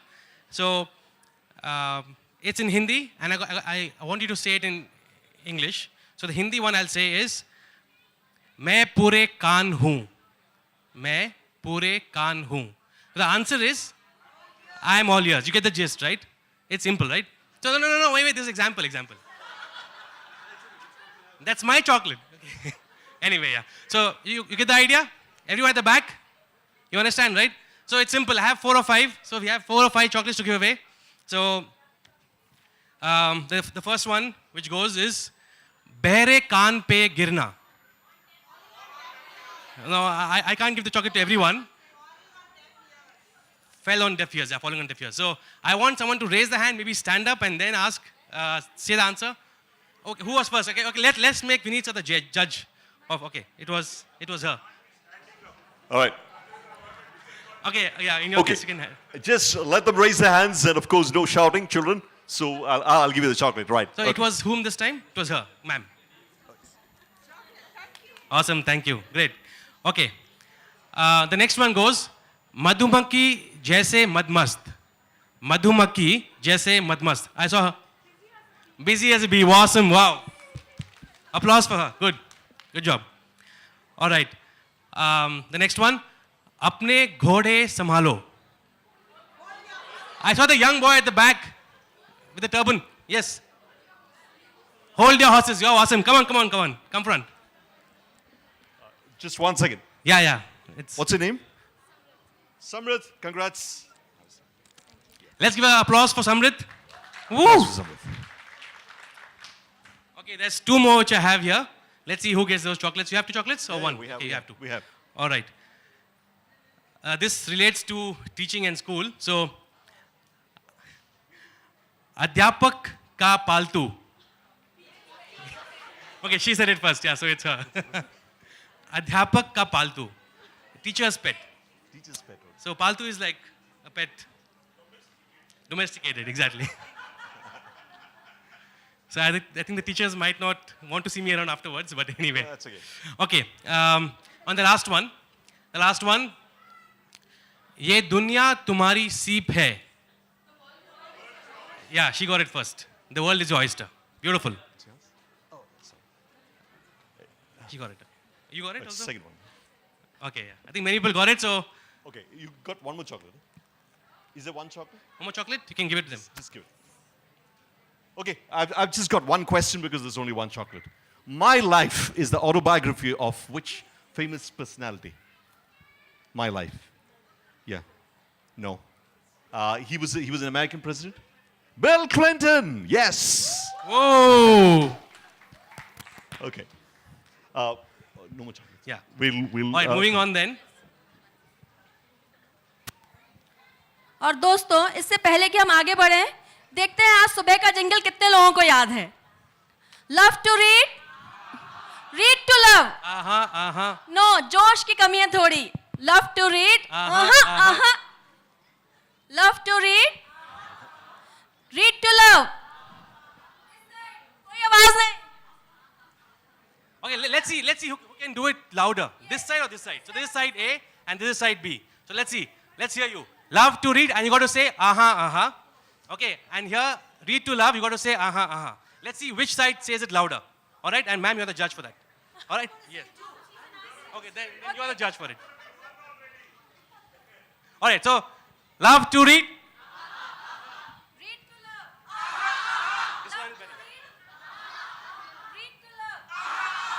Love to, now together. Love to read. Love. Awesome, great, superb. I think you are all good. Okay, right. Ladies and gentlemen, we move on to the next panel session, and that's about Unspoken, the world of Unspoken. A picture says or reveals 1,000 words. A picture takes us to a world of fantasy and unknown. Illustrations, designs, and graphics bring to us the world which we believe or which we speak about. This particular session of Neev Litfest is about Unspoken, the world which we do not speak about. Ladies and gentlemen, welcome to the next session. We have the privilege and the opportunity to have Krishna Bala Shenoy with us. Krishna Bala Shenoy spent his days making things, mostly illustrations, procrastinating and exploring films. His artwork, spanning a variety of styles, has accompanied children's literature in picture books and short story collections from Tulika, Scholastic, Penguin, Carody, and Speaking Tiger. Now, I want all of you to listen to this. His work in film and animation passions he pursued at the Srishti School of Art, Design and Technology has been recognized by the likes of Roger Ebert and, guess who? Steven Spielberg. So your next movie should be... So we have somebody who has been recognized by Steven Spielberg. Krishna, next movie should be in Neev. And of course, yeah. Okay? The likes of Roger Ebert and Steven Spielberg. He lives in Bangalore, where he plans to continue contributing to children's storytelling, imbibing his work with gentleness and a sense of wonder. Ladies and gentlemen, put your hands together for Krishna Bala Shenoy. दोस्तों, कहानियाँ सुनना किसे पसंद नहीं होता। हमारी अगली panelist और मॉडरेटर भी हमसे अलग नहीं हैं। उन्हें भी कहानियाँ सुनना बहुत पसंद है, खास तौर पर वास्तविक कहानियाँ। अब मैं आमंत्रित करना चाहूँगी बाल साहित्य जगत की एक जानी मानी हस्ती, तुलिका पब्लिशर्स की वरिष्ठ संपादक और my friend the sea, my mother sari जैसी कई अंतर्राष्ट्रीय पुरस्कार विजेता बाल पुस्तकों की लेखिका और बाल साहित्य को बहुभाषा में सृजित करने वाली संध्या राव जी को जोरदार तालियों के साथ स्वागत कीजिए संध्या राव जी का।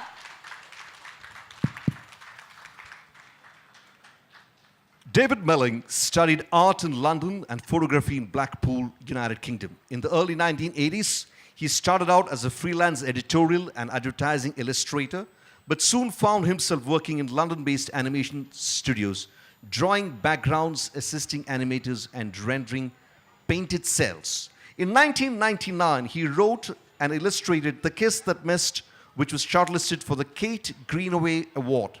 In 2004, his picture book, The Tale of Jack Frost, was made into a TV film narrated by Hugh Laurie. In 2011, he created Hughless Douglas, an enduring small bear in need of the perfect hug who represents what it is like to be a small child learning about the world. A hugely popular character with global appeal, Douglas books have sold over 1.6 million copies to date across 66 countries in 28 languages. Douglas has been adapted for a theater production and is currently optioned by Kindle Entertainment. Ladies and gentlemen, David Melling.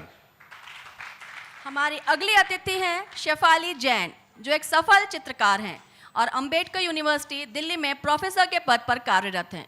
उनकी पहली एकल चित्र प्रदर्शनी फरवरी 2012 में faculty of fine arts MSU Baroda में आयोजित की गई थी। उनकी दूसरी एकल चित्र प्रदर्शनी लैंडस्केप्स एंड फॉल्स नाम से फरवरी 2018 में अंबेडकर यूनिवर्सिटी में आयोजित की गई। शेफाली ने एकलव्य द्वारा प्रकाशित प्रसिद्ध पत्रिका चकमक को अपनी कला के माध्यम से संवारा है। इन्होंने 10 नामक बाल कहानी का लेखन और चित्रण करने के साथ साथ सुनीति नामजोशी द्वारा लिखित अदिति एंड हर फ्रेंड्स पुस्तक श्रृंखला को भी चित्रित किया है। तालियों की गूंज के साथ स्वागत कीजिए शेफाली जी का। We have one more speaker on our panel. That's Nivedita Subramanian. I think she's been missed out by mistake. Come on, Nivedita. Nivedita is a writer and illustrator. Her book, Mile, won the Bal Puraskar Award. She's an extremely talented and multifaceted writer. She lives in Chennai. जोरदार तालियों के साथ स्वागत कीजिए निवेदिता जी का।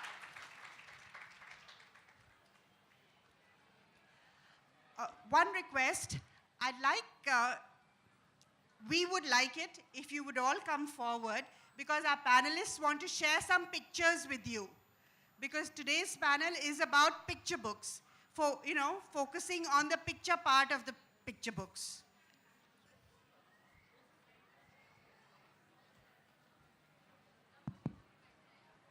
Yes, everyone at the back, please come forward. Please make your way forward. There's enough place here in the front. And especially the kids can come and sit in the front seats. You can see the pictures much more clearly. Thank you. Yeah. I'll give you a minute. Please come quickly. I was reading up about picture books, and over the years one keeps looking at several articles in an effort to understand what picture books are all about. And since I'm personally interested and I like looking at picture books, I keep reading up about them. And somewhere I read this phrase someone had written saying that picture books fill the nooks and crannies of our lives. And in a sense, they help make us who we are. So what is this tremendous power that picture books have? At least in the world of writers and illustrators for children, we believe picture books are very, very important, even if the rest of the world may not quite understand that.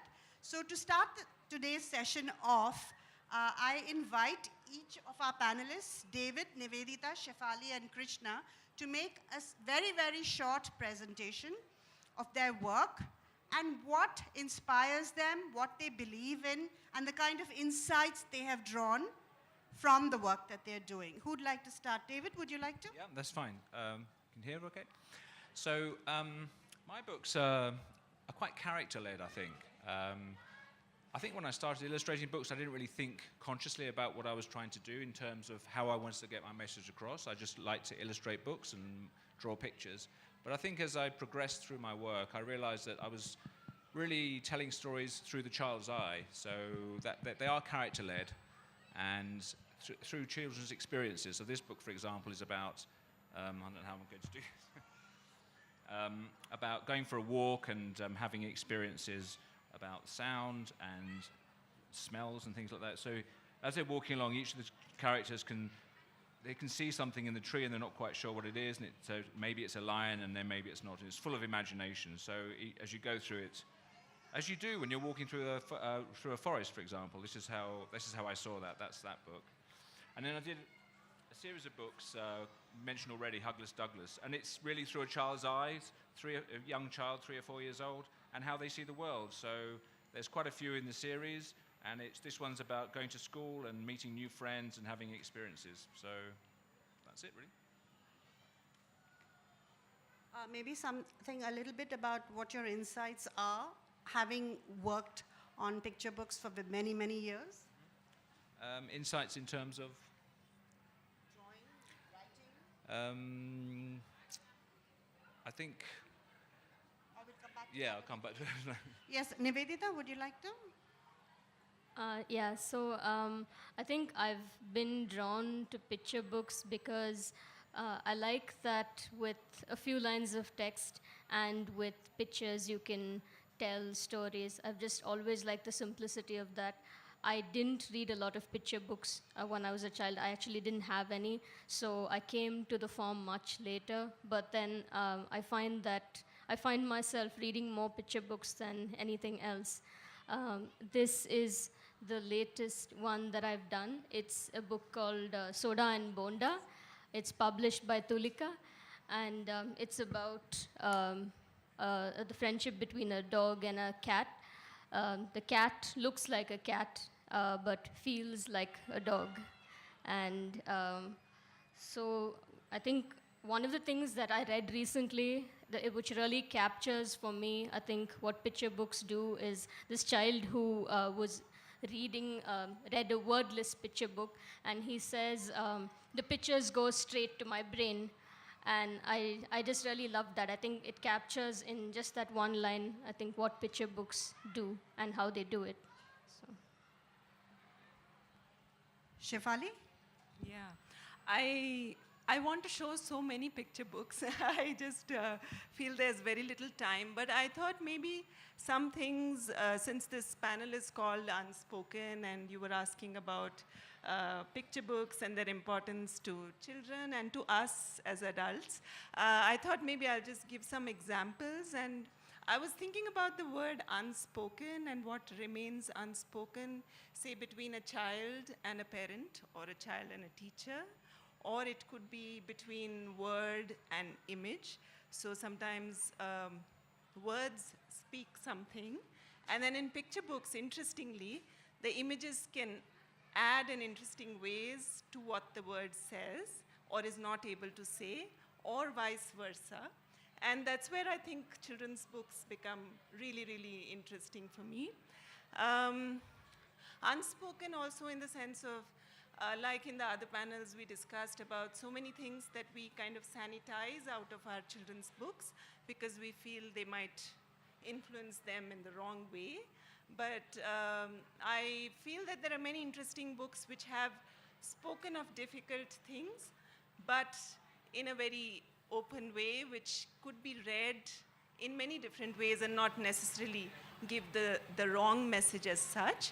So just to speak about one of these books, so this one is called To Each Her Own, and it's a very interesting story about a gardener and a fisherwoman who are forced to spend a night together, and the gardener can't stand the smell of fish, and the fisherwoman can't stand the smell of flowers. And yet, they are forced to spend this night together, and they share the same house, and then each goes her own way. So I find it very interesting that here difference is spoken about, but not necessarily resolved or explained away or in a way normalized. They have their differences, and then they move on. They spend that night together and then move on. And similarly, there's this one, which is called Head Curry. And it's about a child waiting for his favorite dish to be cooked, which is head curry, like a ram's head curry. And interestingly, it starts with this one very nice sentence, which says, "My father cannot eat a meal without meat," right? And then it kind of also goes on to explain the context of this, because it's a coastal village, and the father's grown up eating fish and prawns and all of that, and he cannot imagine a meal without meat. Now, it's interesting to me in this day and age, when of course we are thinking about cruelty towards animals, and we are thinking about vegetarianism as something that is important to think about, but also to kind of contextualize it and to think about it not merely as black and white, vegetarianism and non-vegetarianism, but perhaps help ourselves and our children think about the nuances and the contexts in which we speak about these things. Similarly, this one has one very interesting line where Rinchin is explaining what Titar and Bater is. So it's a book about the trickster bird, which is the Titar bird. And she just writes, Titaro Bater means partridge quail. Both birds are considered very tasty, but they are endangered now, so hunting or eating them is banned. Right? So just the meaning of the word, but not the literal meaning, but also the context that goes into this fact of eating that bird. And also the story is about a child who's a rag picker, who was earlier a forest dweller. but has been forced out of her forest and is forced to pick rags. And then food comes in as an aside, but an important aside to bring in the context, right? So, I mean, I was just thinking that I have much more, but I'm going to stop here, yeah, and we'll come back. Krishna? I was actually introduced to children's books when my father, when I was around 7, he took my sister and I to a department store. And he must have had a good day at work or something, because he bought every picture book in the shop. We had doubles of some copies. He just brought them all. And suddenly I was surrounded by this form of media that I didn't have before. And what interested me about it at the time was that it had the visuals of the cartoons I used to watch on TV, but it also was an introduction to text and language. I wasn't reading very much at the time. So this married both of those things. And I started trying to draw characters from picture books. Cartoons move, so you can't really draw those. So it was an introduction to language, it was an introduction to storytelling, and it was an introduction to visual representation before I discovered comic books. Right now, what attracts me to picture books is that it not only helps you to guide children through sometimes complicated areas, but it also helps parents to guide children through complicated areas. So that's why I work in a variety of picture books, but I'm trying to find books like Gone Grandmother, which I did with Tulika. Yeah, sure. I'm not really sure what to show here, but this book basically deals with a girl whose grandmother passes away. So, let me see. Yeah, so I was interested in exploring the grandmother's room. Since the grandmother has passed away, I wanted her absence to be felt, so I didn't want to keep showing her in flashbacks. Instead, I tried to show her absence by showing her room and having empty objects, or her objects give you a sense of what her personality was like. There's an illustration. Like in an illustration like this, the girl is so small in the frame because she feels lonely, and she feels like she's overwhelmed by this idea that that bed is empty and that chair is empty and her grandmother is no longer here. But the thing about the book is, as it goes along, we get to a point where she sort of makes peace with the idea that her grandmother is gone, and she tells herself a story about where her grandmother has gone. And so yeah, I just found that interesting and valuable. Okay, to come back to a very fundamental question, why do we need picture books? Why are picture books important? Well, I think for me, picture books, children love books. They love to spend time with their parents. It's a bonding time for parents to read to them. But of course, children can't read from an early age, but they can read the pictures, and I think they can get a lot from the pictures. And I think as they grow older and they do start to learn to read, that those pictures take on a different role, and they can support the story, and they're hopefully, for me, I can speak for myself, with my drawings, I try and add several things in the background, so by reading them again and again, there are other things to see in the pictures. So I think it's very important. It's all about learning to read and being able to engage with the wider world. Reading is so important. And it can start from day one, really, just by interacting with your parents, and you just grow with picture books. It's children learn reading pictures first, I think. So I just want to get back to the pictures by first talking about how I think in picture books there's also a visual that's there in the text. So I think in that it's a great form because the synthesis between the text and the pictures really matter in a picture book, but there's also a very strong visual component that's there in the text, where the text evokes images and pictures evoke images all on their own. So I think when they come together, each child can really access it in the way that he or she wants to.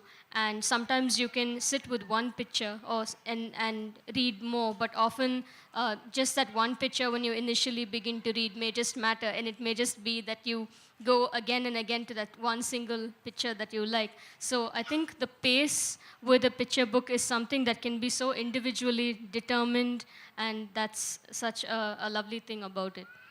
Yeah, I think we, on the whole, tend to take words more seriously than pictures more and more. And we tend to think of words as language, whereas pictures not necessarily as a language valid in itself. And in that sense, I think picture books are really, really important to bring back the importance of the image itself. And like I was earlier saying, there are many books that do this very beautifully. And so there's this one book called Aam Ke Sir Pe. And it's a very simple poem which is about Aam ke sir pe ek sheher hai, us pe ek chidiya ka ghar hai. And it's just describing that fact. But it's very interesting what the artist has done with the pictures themselves because they are a parallel story. So there's a lot more on the tree than just that bird and the babies because there's a snake, there's a hand kind of reaching out to do one doesn't know what, maybe to help the bird or maybe to get the bird or, right? And there's something happening under the tree where a cow has kicked a man into a pond, right? And many other things. So for example, there's a monkey which is being attacked by parrots and it's quite bloodied, the monkey as well. So I find it very interesting what the pictures can do alongside the words, add to the imagination and for the child to start noticing the pictures as much as the words. Because the child is not necessarily then looking for an illustration of the word, but also looking to see pictures in themselves as expressions. I'm not sure if I have anything new to really add, but I wanted to respond to what Nivedita said, because I've never really thought about it that way. But it is true that picture books, you can determine the pace at your own. You can determine the pace yourself, because if you think of most visual media like film or theater or TV shows, it moves linearly and you can't go back unless the director decides to put a flashback in there. Whereas a picture book, you can go back and forth. Like David's book over there, you need to go back and forth to really appreciate the form of how things change on page 1 and page 2. So I find that interesting. And another thing is, I think sometimes some abstract concepts, not even complicated things like loss, but simple ideas like surprise, for example. I learned the word surprise from a picture book. It said the shoemaker came down to his shop, and to his surprise, he saw elves, or something like that. And they show an image of a man looking surprised. And that helped me understand what surprise meant, way before anyone could really explain it to me in a way that I would understand. I'm glad you mentioned the word abstract, Krishna, because just to focus a little bit on the picture, the visual element of picture books, because we also have wordless picture books. So, you have reading comprehension on the one hand, but there's visual comprehension as well. I remember when my son was doing his 12th board exams, he had all these fat books. Here you have to study tomes and tomes to pass an exam. But he also had this little book by Rosemary Wells called Max's Bath, a small board book. It's a picture book.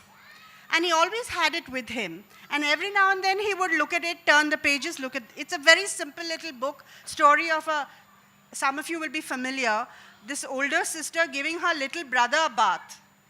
And no matter how many times she gives him a bath, he's messy. But finally she succeeds. And at the end of it, the sister tells Max, clean Max. And he says, dirty Susie, because she's a mess at the end of it. That was all, okay? That's the picture book. Now, he was grown up by then. So, to come to the question, picture books, all of us who are interested and involved with children's books, we kind of think about picture books a lot. But in the world outside, you go to a shop and you find parents censoring the kind of books their children want to buy. So if they're 10 years old, no, they cannot look at picture books. A school principal once told me he doesn't encourage his children to read books with pictures in them. So I'd like you to comment on this whole issue of picture books. Who are they for? Only for children? Children and adults? What do you think? Well, I mean, it's extraordinary to hear a teacher censoring his child's access to books. I find that incredible. I think, well, really, you know, it's all about encouraging children to read and enjoy books. So I relate exactly to the number of times I've heard in a bookshop a child say, "Oh, can I get this? And they say, "No, no, no, you're too old for that. You need to be much more sensible books than that." And and then, you know, that's, for me, I think that's just the wrong way to go about it, especially at that young age. It's so important just for children to enjoy books. You know, I don't know, I think in the UK, it has to be said, I think there is the sense that there's a bit of a cut-off with picture books. It sort of gets to around 6 or 7, and then by then, really, you should be on to chapter books. And other countries, I don't know what it's like so much here, but I know France, for example, you can have picture books in France into teenage years quite acceptably. And I just think for any child to enjoy any book at any time is absolutely fine. There could be a place, of course, as they grow older to have chapter books and to have access to that. But there's absolutely nothing wrong to have those alongside picture books. So that's really important. And just going back to your point you said about the teacher who he thought it was wrong. I can't remember what was his reasoning behind that. What was he saying? But no, that's right. Because I think his belief apparently was that it would for some reason, block the imagination of the child. And I think there's such a short-sighted view, because books are there to help, invite, introduce imagination, and it's a springboard for the child to then develop visually, intellectually, in all areas, and then they can go on and develop themselves. And the idea that books would corrupt a child's viewpoint without any kind of canvas at all is extraordinary. So I don't agree with that. Surprise, surprise. So to answer your question about who are picture books for, I do think picture books are for everyone. And I think the more I work on them and the more I think about it, specifically pictures, I think pictures, like for example with wordless picture books, they allow you to, I think that the process of slowing down a little to look at the pictures is also, we live in a very visual world. We're looking at things all the time. We're observing things all the time.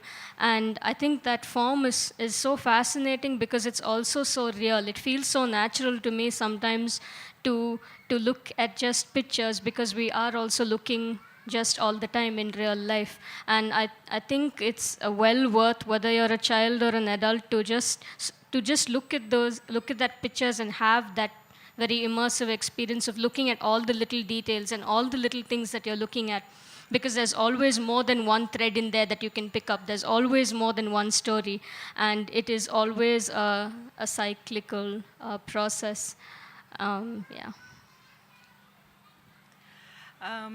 So to go to your question, I'm an artist and I think through pictures, but I guess all of us as adults, I mean, in some ways visualize our world. And I think that way it's important, picture books are important for adults as well. Also as adults, we're constantly reading to children, and I find it interesting that picture books provoke these conversations between adults and children, which is such an important thing I feel picture books do. And just since we are speaking of only picture books, this one is entirely a picture book. It's called The Dog's Day. There are no words. There's just this dirty street dog getting dirtier and dirtier and enjoying it all day, right? So that's all there is to it. But it's wonderful what happens around the dog, who are the people around it, and what's happening to the dog, right? And it's completely left to the imagination of the child or the adult, right? And another book which I find very, very fascinating in this context is brought out by Eklavya. It's called Jald Bahut Jald, and it's by an Iranian illustrator. And interestingly, the story, and you brought up things about loss and sadness, and so the story is dealing with a difficult thing. So the child is asking the mother when her father will return, and the mother has no answer, and she says, Jald Bahut Jald, very soon, my child. And that's all she keeps saying throughout whenever the child asks that question. So the book doesn't really kind of answer that question or want to answer that question. And this could, I think, provoke a conversation between the child and the adult who's reading the book to the child. So what is it that, why is it that the mother can't answer this question? And why is it that her eyes go moist when she's asked this question, right? And the images are amazing. I mean, they're completely almost abstract. They're definitely not realistic, but these images can also, I feel, in that sense, provoke that conversation about, so what could this image be, right? Yeah, sure. Actually, I was at my stall. I mean, not my stall. I was at a stall, and I saw one of my books there, and a girl was flipping through it, and her mom was standing behind her, and I was preparing to go and tell her, hey, I drew that, and her mom's like, you're too old for that, just now. So, but I think it's I think one way for adults to enter picture books, apart from being parents and helping their kids through it, is that picture books distill complicated ideas. And sometimes, like, life is complicated, things are hard. And sometimes you need a distillation or a simplification that doesn't rob all the nuance from it, but distills it to its core element and treats those ideas in that way. So I think that's why picture books, at least for me, have some value. And I'm sure have value for a lot of adults in that sense. But I just want to add that there is also this notion that they're for children because in terms of marketing, it is sometimes directed towards age levels and children. So, I mean, it's the reality of the marketplace is that the thing needs to go towards a certain demographic. So I think that's why there is this idea that, oh, it says 6+, it's only for that age group. So it's more complicated than just grown-ups being snooty, I think. So, yeah. One question. There's so much more that we can talk about. We've only kind of just touched upon various things, but time for one question from the audience. So much everybody's saying that picture books are important, but we don't find them. I have a son who's 11, and he's only searching for picture books for his age, right? He loves to read chapter books, but he finds them boring because he wants a few pictures a part of it. I don't see them around. I mean, I think first of all, we should all clap for this child, you know. And so I think you will find a lot of those picture books right here. He here. wants to read a Harry Potter, but he wants some pictures on it. And it's very intimidating for a lot of kids because I have two kids. One doesn't want pictures, but the other wants, and we don't find them. So I'm like, why is an age barrier just 6+? Why can't it go 10, 11, 12? Okay, so this is actually maybe a question for publishers to address. Why do we have ages marked on the back? Her question is that. Because when you say 6+, you know, her child wants to read books with pictures in them. And not just picture books, but also paperbacks and other books with pictures in them. So maybe this is something publishers could... I think it has something to do with education standards also. It might have something to do with that. Trying to fit it into a school system, like to see where language is progressing. I think that's part I of think it is also to help marketing it in a way. Parents and older people figure out what books to buy for which kids. But I think your child you have a very genuine problem. And I think he should just pick up whatever picture book he wants, and you know, never mind what it says in the age bar there. How old is your child? 11. Uh-huh. But it's a free world. He can read whatever he wants.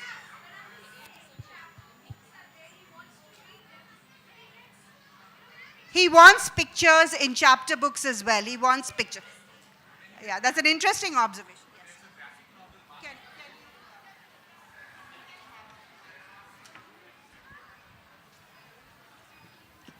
I just wanted to add that Harry Potter 1, 2, and 3 have been put out with illustrations. Full color illustrations by Bloomsbury. So you should buy that for your son.